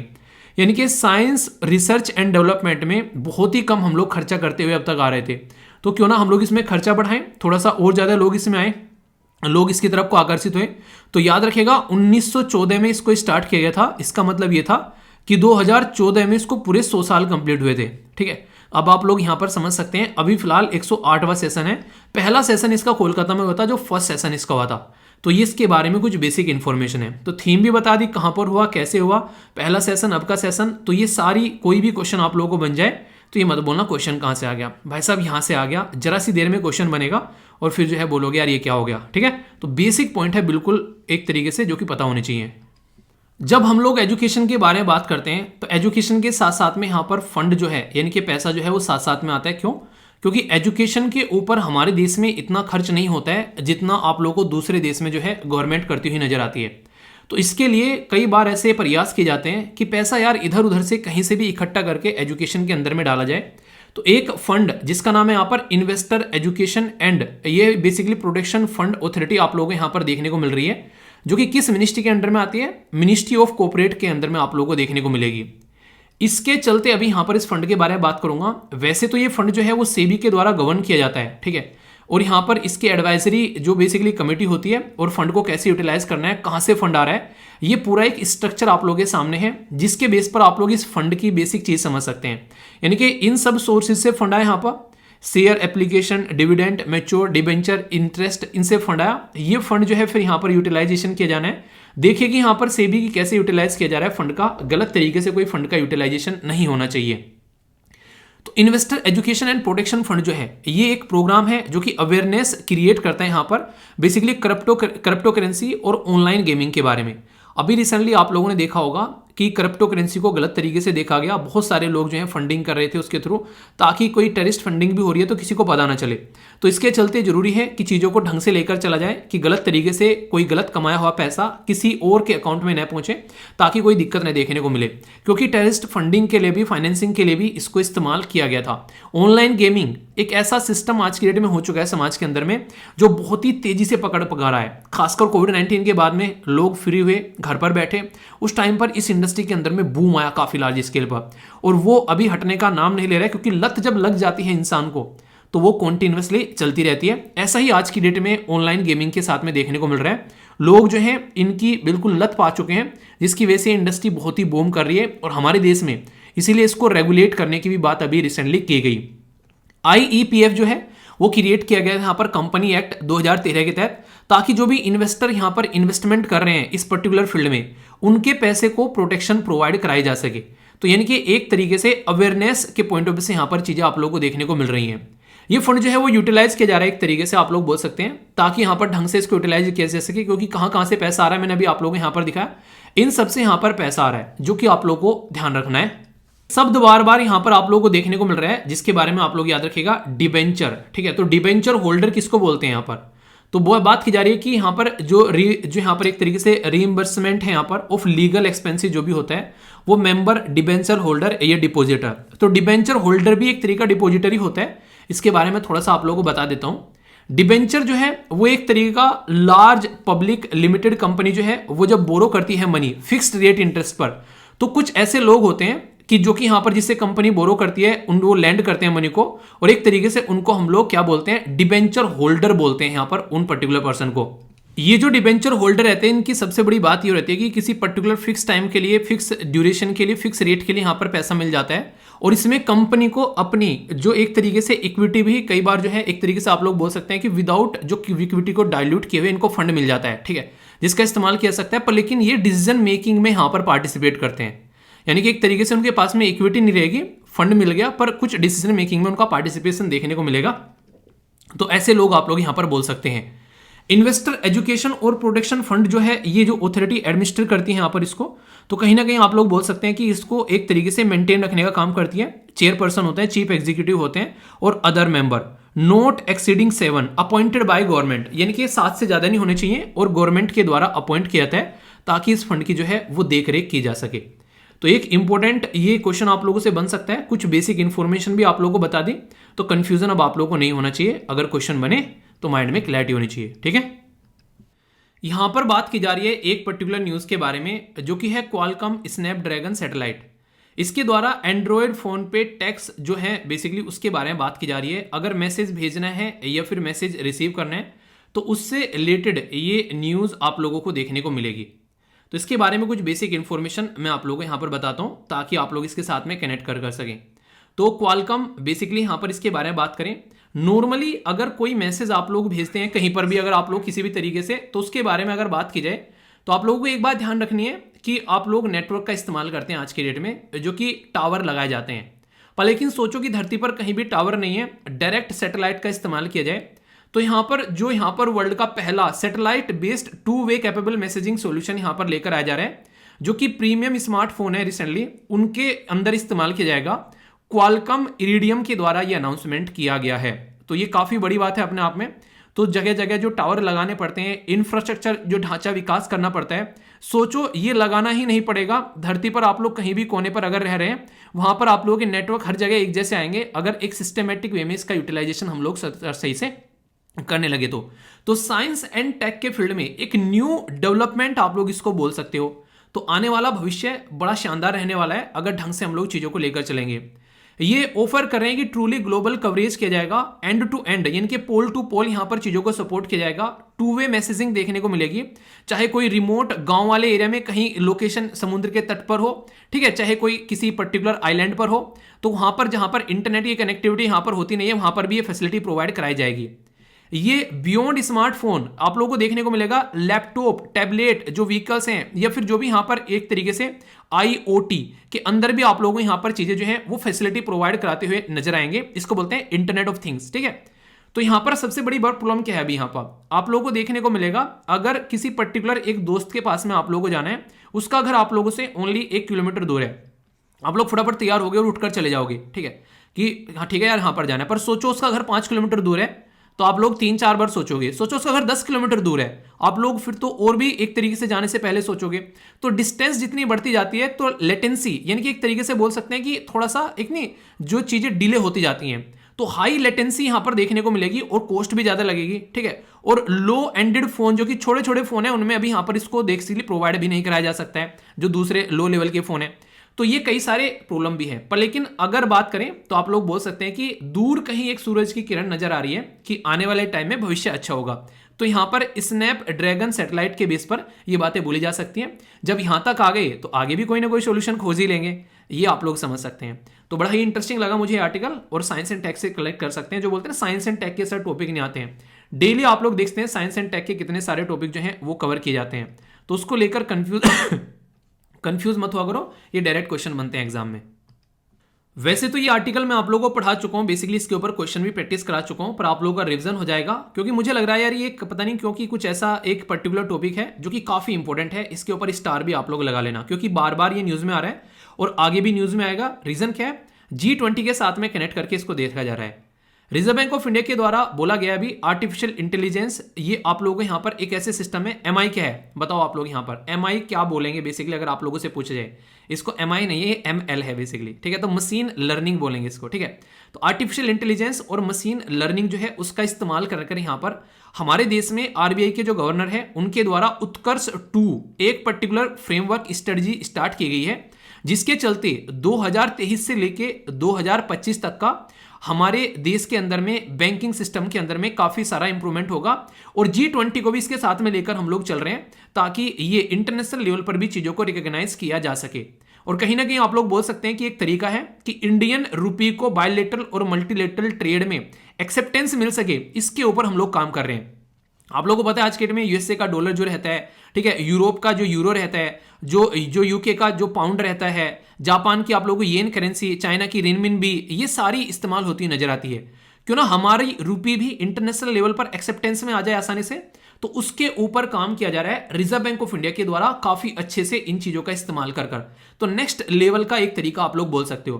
तो ये काफी एक अच्छा टूल है जिसमें हम लोग अपने देश में मीडियम टर्म स्ट्रेटजी लेकर चल रहे हैं 23 से लेकर 25 तक का, और ये हमारे देश में 2 इसलिए बोला गया कि पहला ऑलरेडी 19 में आ चुका था, अभी इसका अपग्रेडेड वर्जन है आप लोगों के सामने। तो बैंकिंग सिस्टम में एक अच्छे लेवल पर हम लोग काम यहां पर कर पाएंगे, और G20 की प्रेसिडेंसी हमारे पास में ही है, यानी कि हम लोग जो है G20 को लीड कर रहे हैं। तो ये एक और अच्छी बात हो गई कि भाई साहब जब हम लोग कर रहे हैं तो दुनिया को दिखेगा, ठीक है, कि हाँ ऐसा कुछ यहां पर चल रहा है। तो कहीं ना कहीं हम लोग अभी रिसेंटली अपनी डिजिटल करेंसी भी आप लोग देख सकते हैं, ठीक है, तो रुपी करके हम लोगों ने करेंसी यहां पर लॉन्च करी। तो इंडिया अब यहां पर इन चीजों को एक्सेप्टेंस दिलाने के चक्कर में ये सारे काम कर रहे हैं, ताकि एक सिस्टमेटिक वे में हमारा रुपी एक इंटरनेशनल करेंसी की कैटेगरी या फिर बास्केट में आकर रखा जाए, है ना बढ़िया बात। तो इसके ऊपर हम लोग काम कर रहे हैं।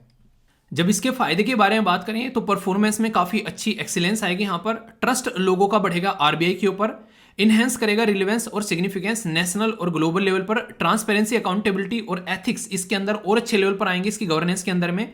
वर्ल्ड बेस्ट क्लास की जो भी क्वालिटी होगी, इन्वायरमेंट फ्रेंडली, वो सारी चीजें चाहे डिजिटल चाहे फिजिकल वे में देखने को मिलेगी। इनोवेटिव, डायनामिक और स्किल्ड ह्यूमन रिसोर्सेज आप लोगों के सामने निकल कर आएंगे। तो ये वो सारी बेसिक चीजें हैं जो कि अच्छे लेवल पर आप लोगों के सामने यहां पर निकल कर आएगी, ठीक है। तो इसको आप लोग समझ सकते हैं, कल को अगर क्वेश्चन पूछे जाए आप लोगों से तो इसको लेकर आप लोगों को कंफ्यूजन में नहीं आना है, ठीक है। तो ये बेसिक इंफॉर्मेशन है, आई होप कि आप लोगों के माइंड में इसको लेकर क्लैरिटी आई होगी।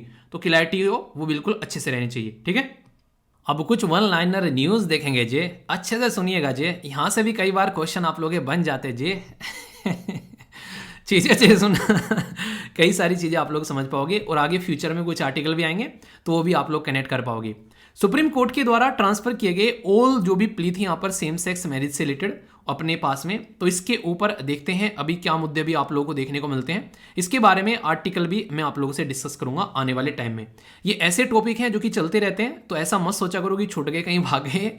ये ऐसे टॉपिक है जो कि हर दूसरे तीसरे महीने या फिर 6 महीने में न्यूज में आते रहते हैं। ब्यूरो ऑफ इंडियन स्टैंडर्ड, जिसको शॉर्ट फॉर्म में आप लोग BIS बोलते हो, इसका अभी 76वां यानी कि 76th फाउंडेशन डे सेलिब्रेट किया गया। तो इन्होंने बड़ा ही प्यारा काम किया कि डोर टू डोर कनेक्ट करने की बात कर रहे हैं ताकि क्वालिटी लोगों तक पहुंच सके, यानी कि कंपेन चला रहा कि भाई साहब क्वालिटी पे फोकस करना, क्वालिटी कहां मिल रही है वहीं पे जाना, ठीक है। कास्ट बेस्ड सेंसस, यानी कि कास्ट का पता चल सके उसके बारे में सेंसस कंडक्ट कराने की बात की गई। ये बिहार में स्टार्ट हो चुका है। अगर बात करें सेंसस के अंदर में कास्ट बेस्ड सेंसस की जब हम लोग बात करते थे तो उसके ऊपर हमेशा चुप्पी साधी रहती थी गवर्नमेंट, तो अभी बिहार ने अपना ही स्टार्ट कर दिया है। अभी एक जनगणना तो चल रही है, तो अभी देखते हैं क्या सोल्यूशन निकल कर आता है। एस्ट्रो टूरिज्म, ये एक तरीके से हमारी कंट्री में अभी आप लोगों को देखने को मिलेगा। स्काई गेजिंग इवेंट अभी इंडिया गेट पर ये इनोग्रेट किया गया, तो टूरिज्म को बढ़ाने की बात कर सकते हैं, ठीक है। सुप्रीम कोर्ट ने बड़ा ही शानदार काम किया, कह रहा है भाई साहब रोड सेफ्टी के ऊपर काम करो, वरना इतनी सारी दिक्कतें देखने को मिल रही हैं, उसका कैसे काम चलेगा। अभी देखा ना बहुत सारे एक्सीडेंट हो रहे हैं देश के अंदर, मैंने बताया था कि 1.5 लाख के करीब लोग जो है उनकी डेथ हो जाती है। क्यों? क्योंकि प्रॉपर फैसिलिटी नहीं मिल पाती है। बीआईएस ने यहाँ पर लॉन्च किया है यहाँ पर एक तरीके से पोर्टल मतलब वेबसाइट बोल सकते हैं, मैपिंग करने के लिए इंडस्ट्रियल यूनिट और लेबोरेटरीज। तो ये भी काफी इंपॉर्टेंट है जो कि आप लोगों को पता होना चाहिए, क्वेश्चन बने तो कंफ्यूज आना नहीं है। कुछ बेसिक इकोनॉमी की न्यूज, ये भी वन लाइनर है। सबसे पहले तो एनएसओ नेशनल स्टैटिस्टिकल ऑफिस हमारी कंट्री के अंदर में, जो कि सीएसओ और एनएसएसओ को मर्ज कर बनाया गया, आज की डेट में हमारे देश में नेशनल इनकम को ये रिलीज करता है। तो फर्स्ट एस्टिमेशन इसका निकाला गया और बोला जा रहा है कि हमारे देश में जो जीडीपी है 7% यहां पर बेसिकली देखने को मिल रही है, एक्सपेक्टेशन इसके द्वारा लगाई गई है। ठीक है, अगर बात करें आरबीआई के बारे में तो सोवरन ग्रीन बॉन्ड मतलब कुछ ग्रीन करेंगे, कुछ अच्छे काम के लिए, इन्वायरमेंट फ्रेंडली चीजों के ऊपर इन्वेस्टमेंट किया जाएगा। तो 8,000 करोड़ की यहां पर बात की जा रही है। ठीक है, RBI reserve bank of India के द्वारा।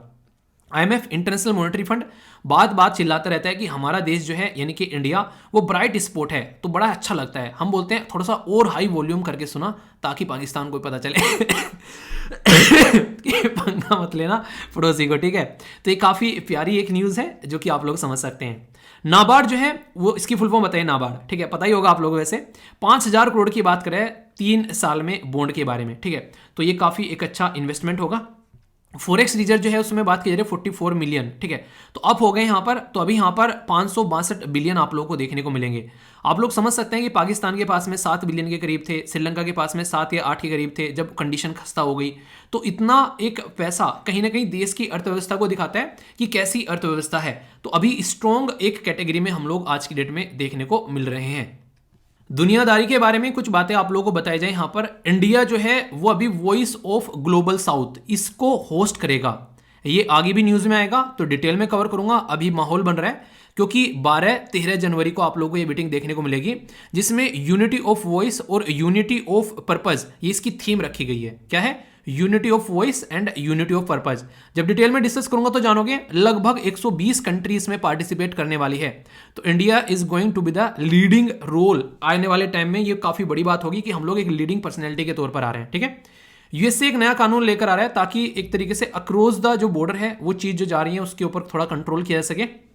यूएस मिलिट्री जो है यूक्रेन और यूरोप को भाई साहब इतना पैसा दे रही है ताकि रशिया के साथ में वो पंगा लेते रहें। ठीक है इसको कहते हैं कि उन्हें कहते हैं कि दूसरे को छोड़ दो लड़ने के लिए, अपनी प्रोग्रेस पर लगे रहो। ठीक है, मतलब हम पैसे देंगे तुम लड़ते रहो, बस तुम लड़ते रहो, जितना पैसा चाहिए हम लुटा देंगे। अरे बहा देंगे भाई साहब, गंगा की पानी की तरह पैसा बहा देंगे।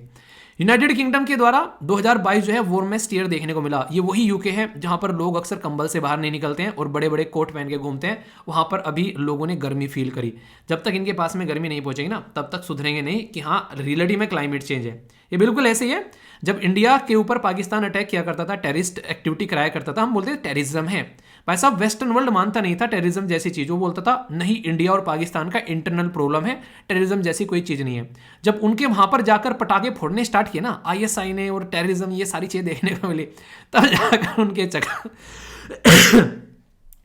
उनके चक्षु खुले और तब से अब जो है वो एक तरीके से ना सही डायरेक्शन में चल रहे हैं अब। ठीक है, तो ये बेसिक चीज हो गई। ओके, क्वेश्चन है बड़े प्यारे प्यारे। एशिया पैसिफिक पोर्टल यूनियन का हेडक्वार्टर कहां पे है? बहुत जरूरी है, हमसे रिलेटेड है, याद रखिएगा, पता होना चाहिए। कहां पर है ये? मुंबई, बैंकॉक, कोलंबो, EIC के साथ में ढाका। ठीक है, नेक्स्ट बात की जा रही है Aadhaar like platform for 9 countries. Modular open source identity platform जो है वो डेवलप किया जा रहा है। किस कंट्री के द्वारा? काफी इंपॉर्टेंट है। Japan, India, Korea, USA। बताइए क्या सही आंसर होगा। ड्राफ्ट ऑनलाइन गेमिंग जो है वो अभी लॉन्च किया गया। Ministry of information and technology, ministry of defence, ministry of finance या ministry of information and broadcasting. तो सही आंसर क्या है आप लोगों के हिसाब से बताइए, देखता हूं कौन सी आंसर देता है। इंपॉर्टेंट है यहां पर आर्टिकल कॉन्स्टिट्यूशन के अंदर में डील करता है right to freedom of expression and speech. तो ये आर्टिकल 21, आर्टिकल 16, आर्टिकल 19 या फिर आर्टिकल 14। तो देखता हूं कौन सही आंसर देता है। ये तो पॉलिटिका है, कम से कम गलत मत करना, ठीक है, वरना मेरा एक तरीके से ना वो कहते हैं पढ़े पढ़ाई पर पानी फिर जाएगा। पॉलिटिका लेक्चर जो भी आप लोग पुराना देखा करो उसके नीचे डन लिख दिया करो। संडे में बहुत सारे बच्चों के द्वारा देखे गए कई सारे, मैं देखता हूं अक्सर, खासकर वीकेंड में आकर बहुत सारे लेक्चर आप लोग देखते हो। ठीक है, तो कोशिश किया करो डेली 1-1, 2-2 निपटाते रहो ताकि सिलेबस जो है वो आप लोगों का कंप्लीट होता रहे। बहुत अच्छे से आप लोग चीजों को कंप्लीट कर पाओगे, तो इस बात का हमेशा ध्यान रखिएगा। ठीक है, तो बड़ा ही बेसिक सा है यहाँ पर। और डन लिख दिया करो इस लेक्चर के, जब आप लोग कंप्लीट कर लेते हो तो डन लिख दिया करो, और कहाँ डाउट हो, क्या सीखा आप लोगों ने, वो लिख दिया करो। ठीक है, तो ये इससे पता चलता रहता है मुझे भी कि हाँ आप लोग ही प्रेजेंट है, कम से कम आप लोग हो क्लास के अंदर में। ठीक है, कई सारे देखते हैं चले जाते हैं, पता भी नहीं चलता कि किसने देखा किसने नहीं देखा। ओके, सी सेट का क्वेश्चन है, एक सीरीज है 6, 14, 24, बीच में क्या आएगा बताइए। ये पर्टिकुलर एक क्वेश्चन है 28, 32, 36 या फिर 44। तो देखता हूं कौन सी आंसर देता है। ठीक है, अब बढ़ते हैं अपने नेक्स्ट सेक्शन की ओर। ये सेक्शन जो है ये है प्लेस इन न्यूज, जिसको बोलते हैं पो रिवर यहां पर आप लोगों के सामने है। ये जो रिवर है ये आप लोगों को इटली के अंदर देखने को मिलेगी।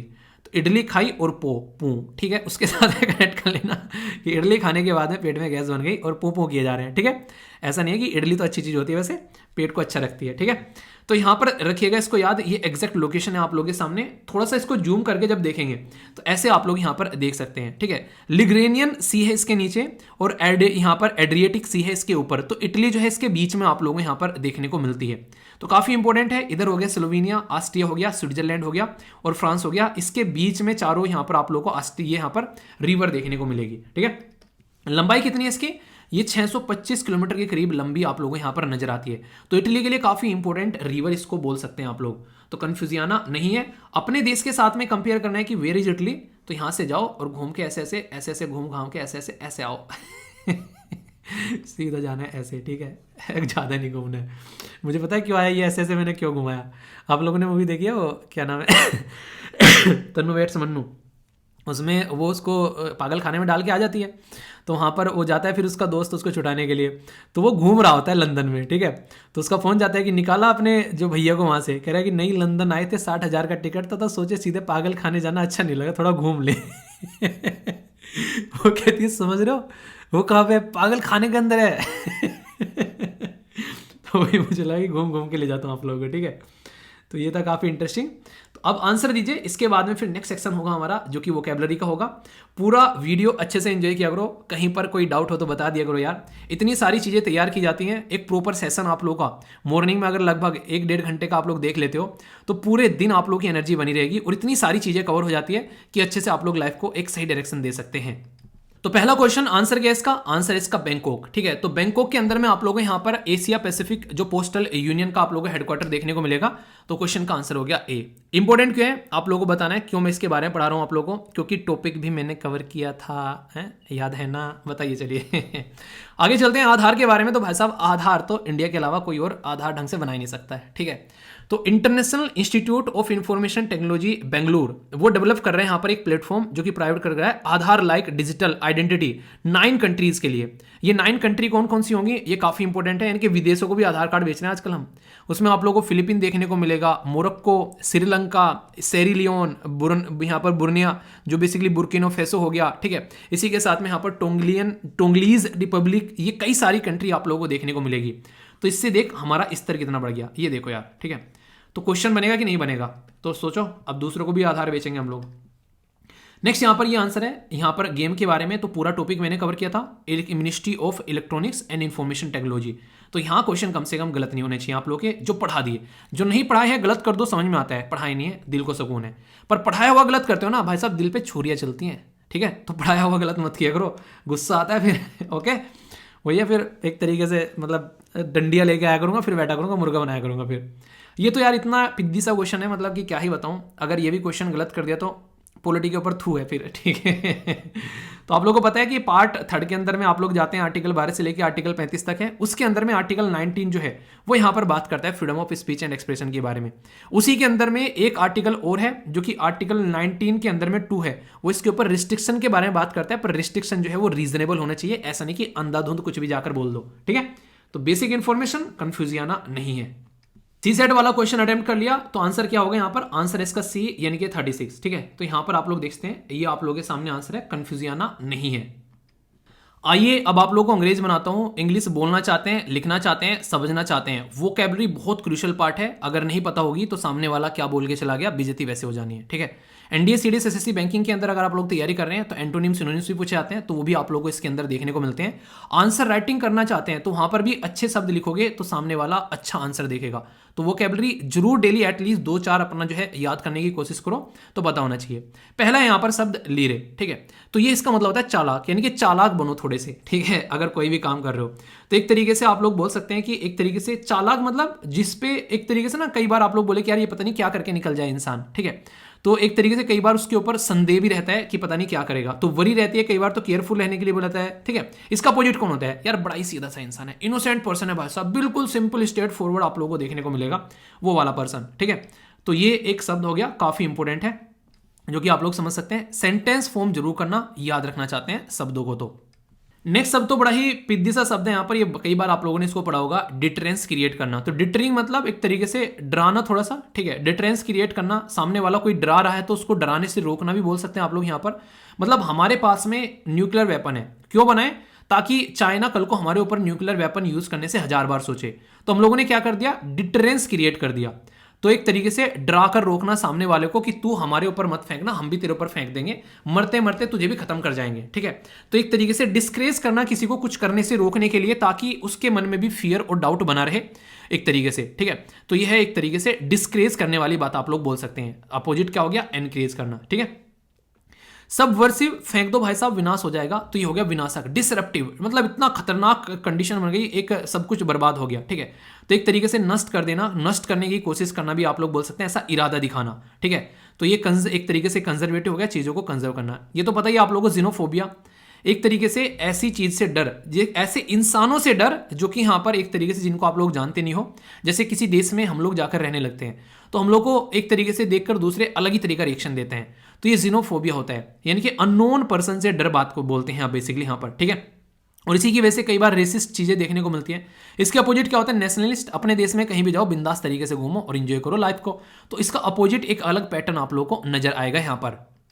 लास्ट शब्द बड़ा ही प्यारा है, यहाँ पर बात की जा रही है गेस्टो, यानी कि उत्साह, यानी कि इंथुजियाज्म, एंजॉय, चीजों को अच्छे से रियलाइज करना, सही तरीके चीजों को लेकर चलना। अपोजिट क्या होगा? लेजी वेजी, पड़े घूम रहे हैं, बस चल रहा है काम जैसे। ठीक है, तो सारे के सारे शब्द हैं, कम से कम एक सेंटेंस फॉर्म जरूर कर लेना, क्योंकि ये अकेली स्लाइड आप लोग बनाकर देखिए कितना टाइम लगता है। तो जो भी चीजें, जो भी आप लोगों को कंटेंट दिया जा रहा है ना, उसकी रेस्पेक्ट करो थोड़ी सी।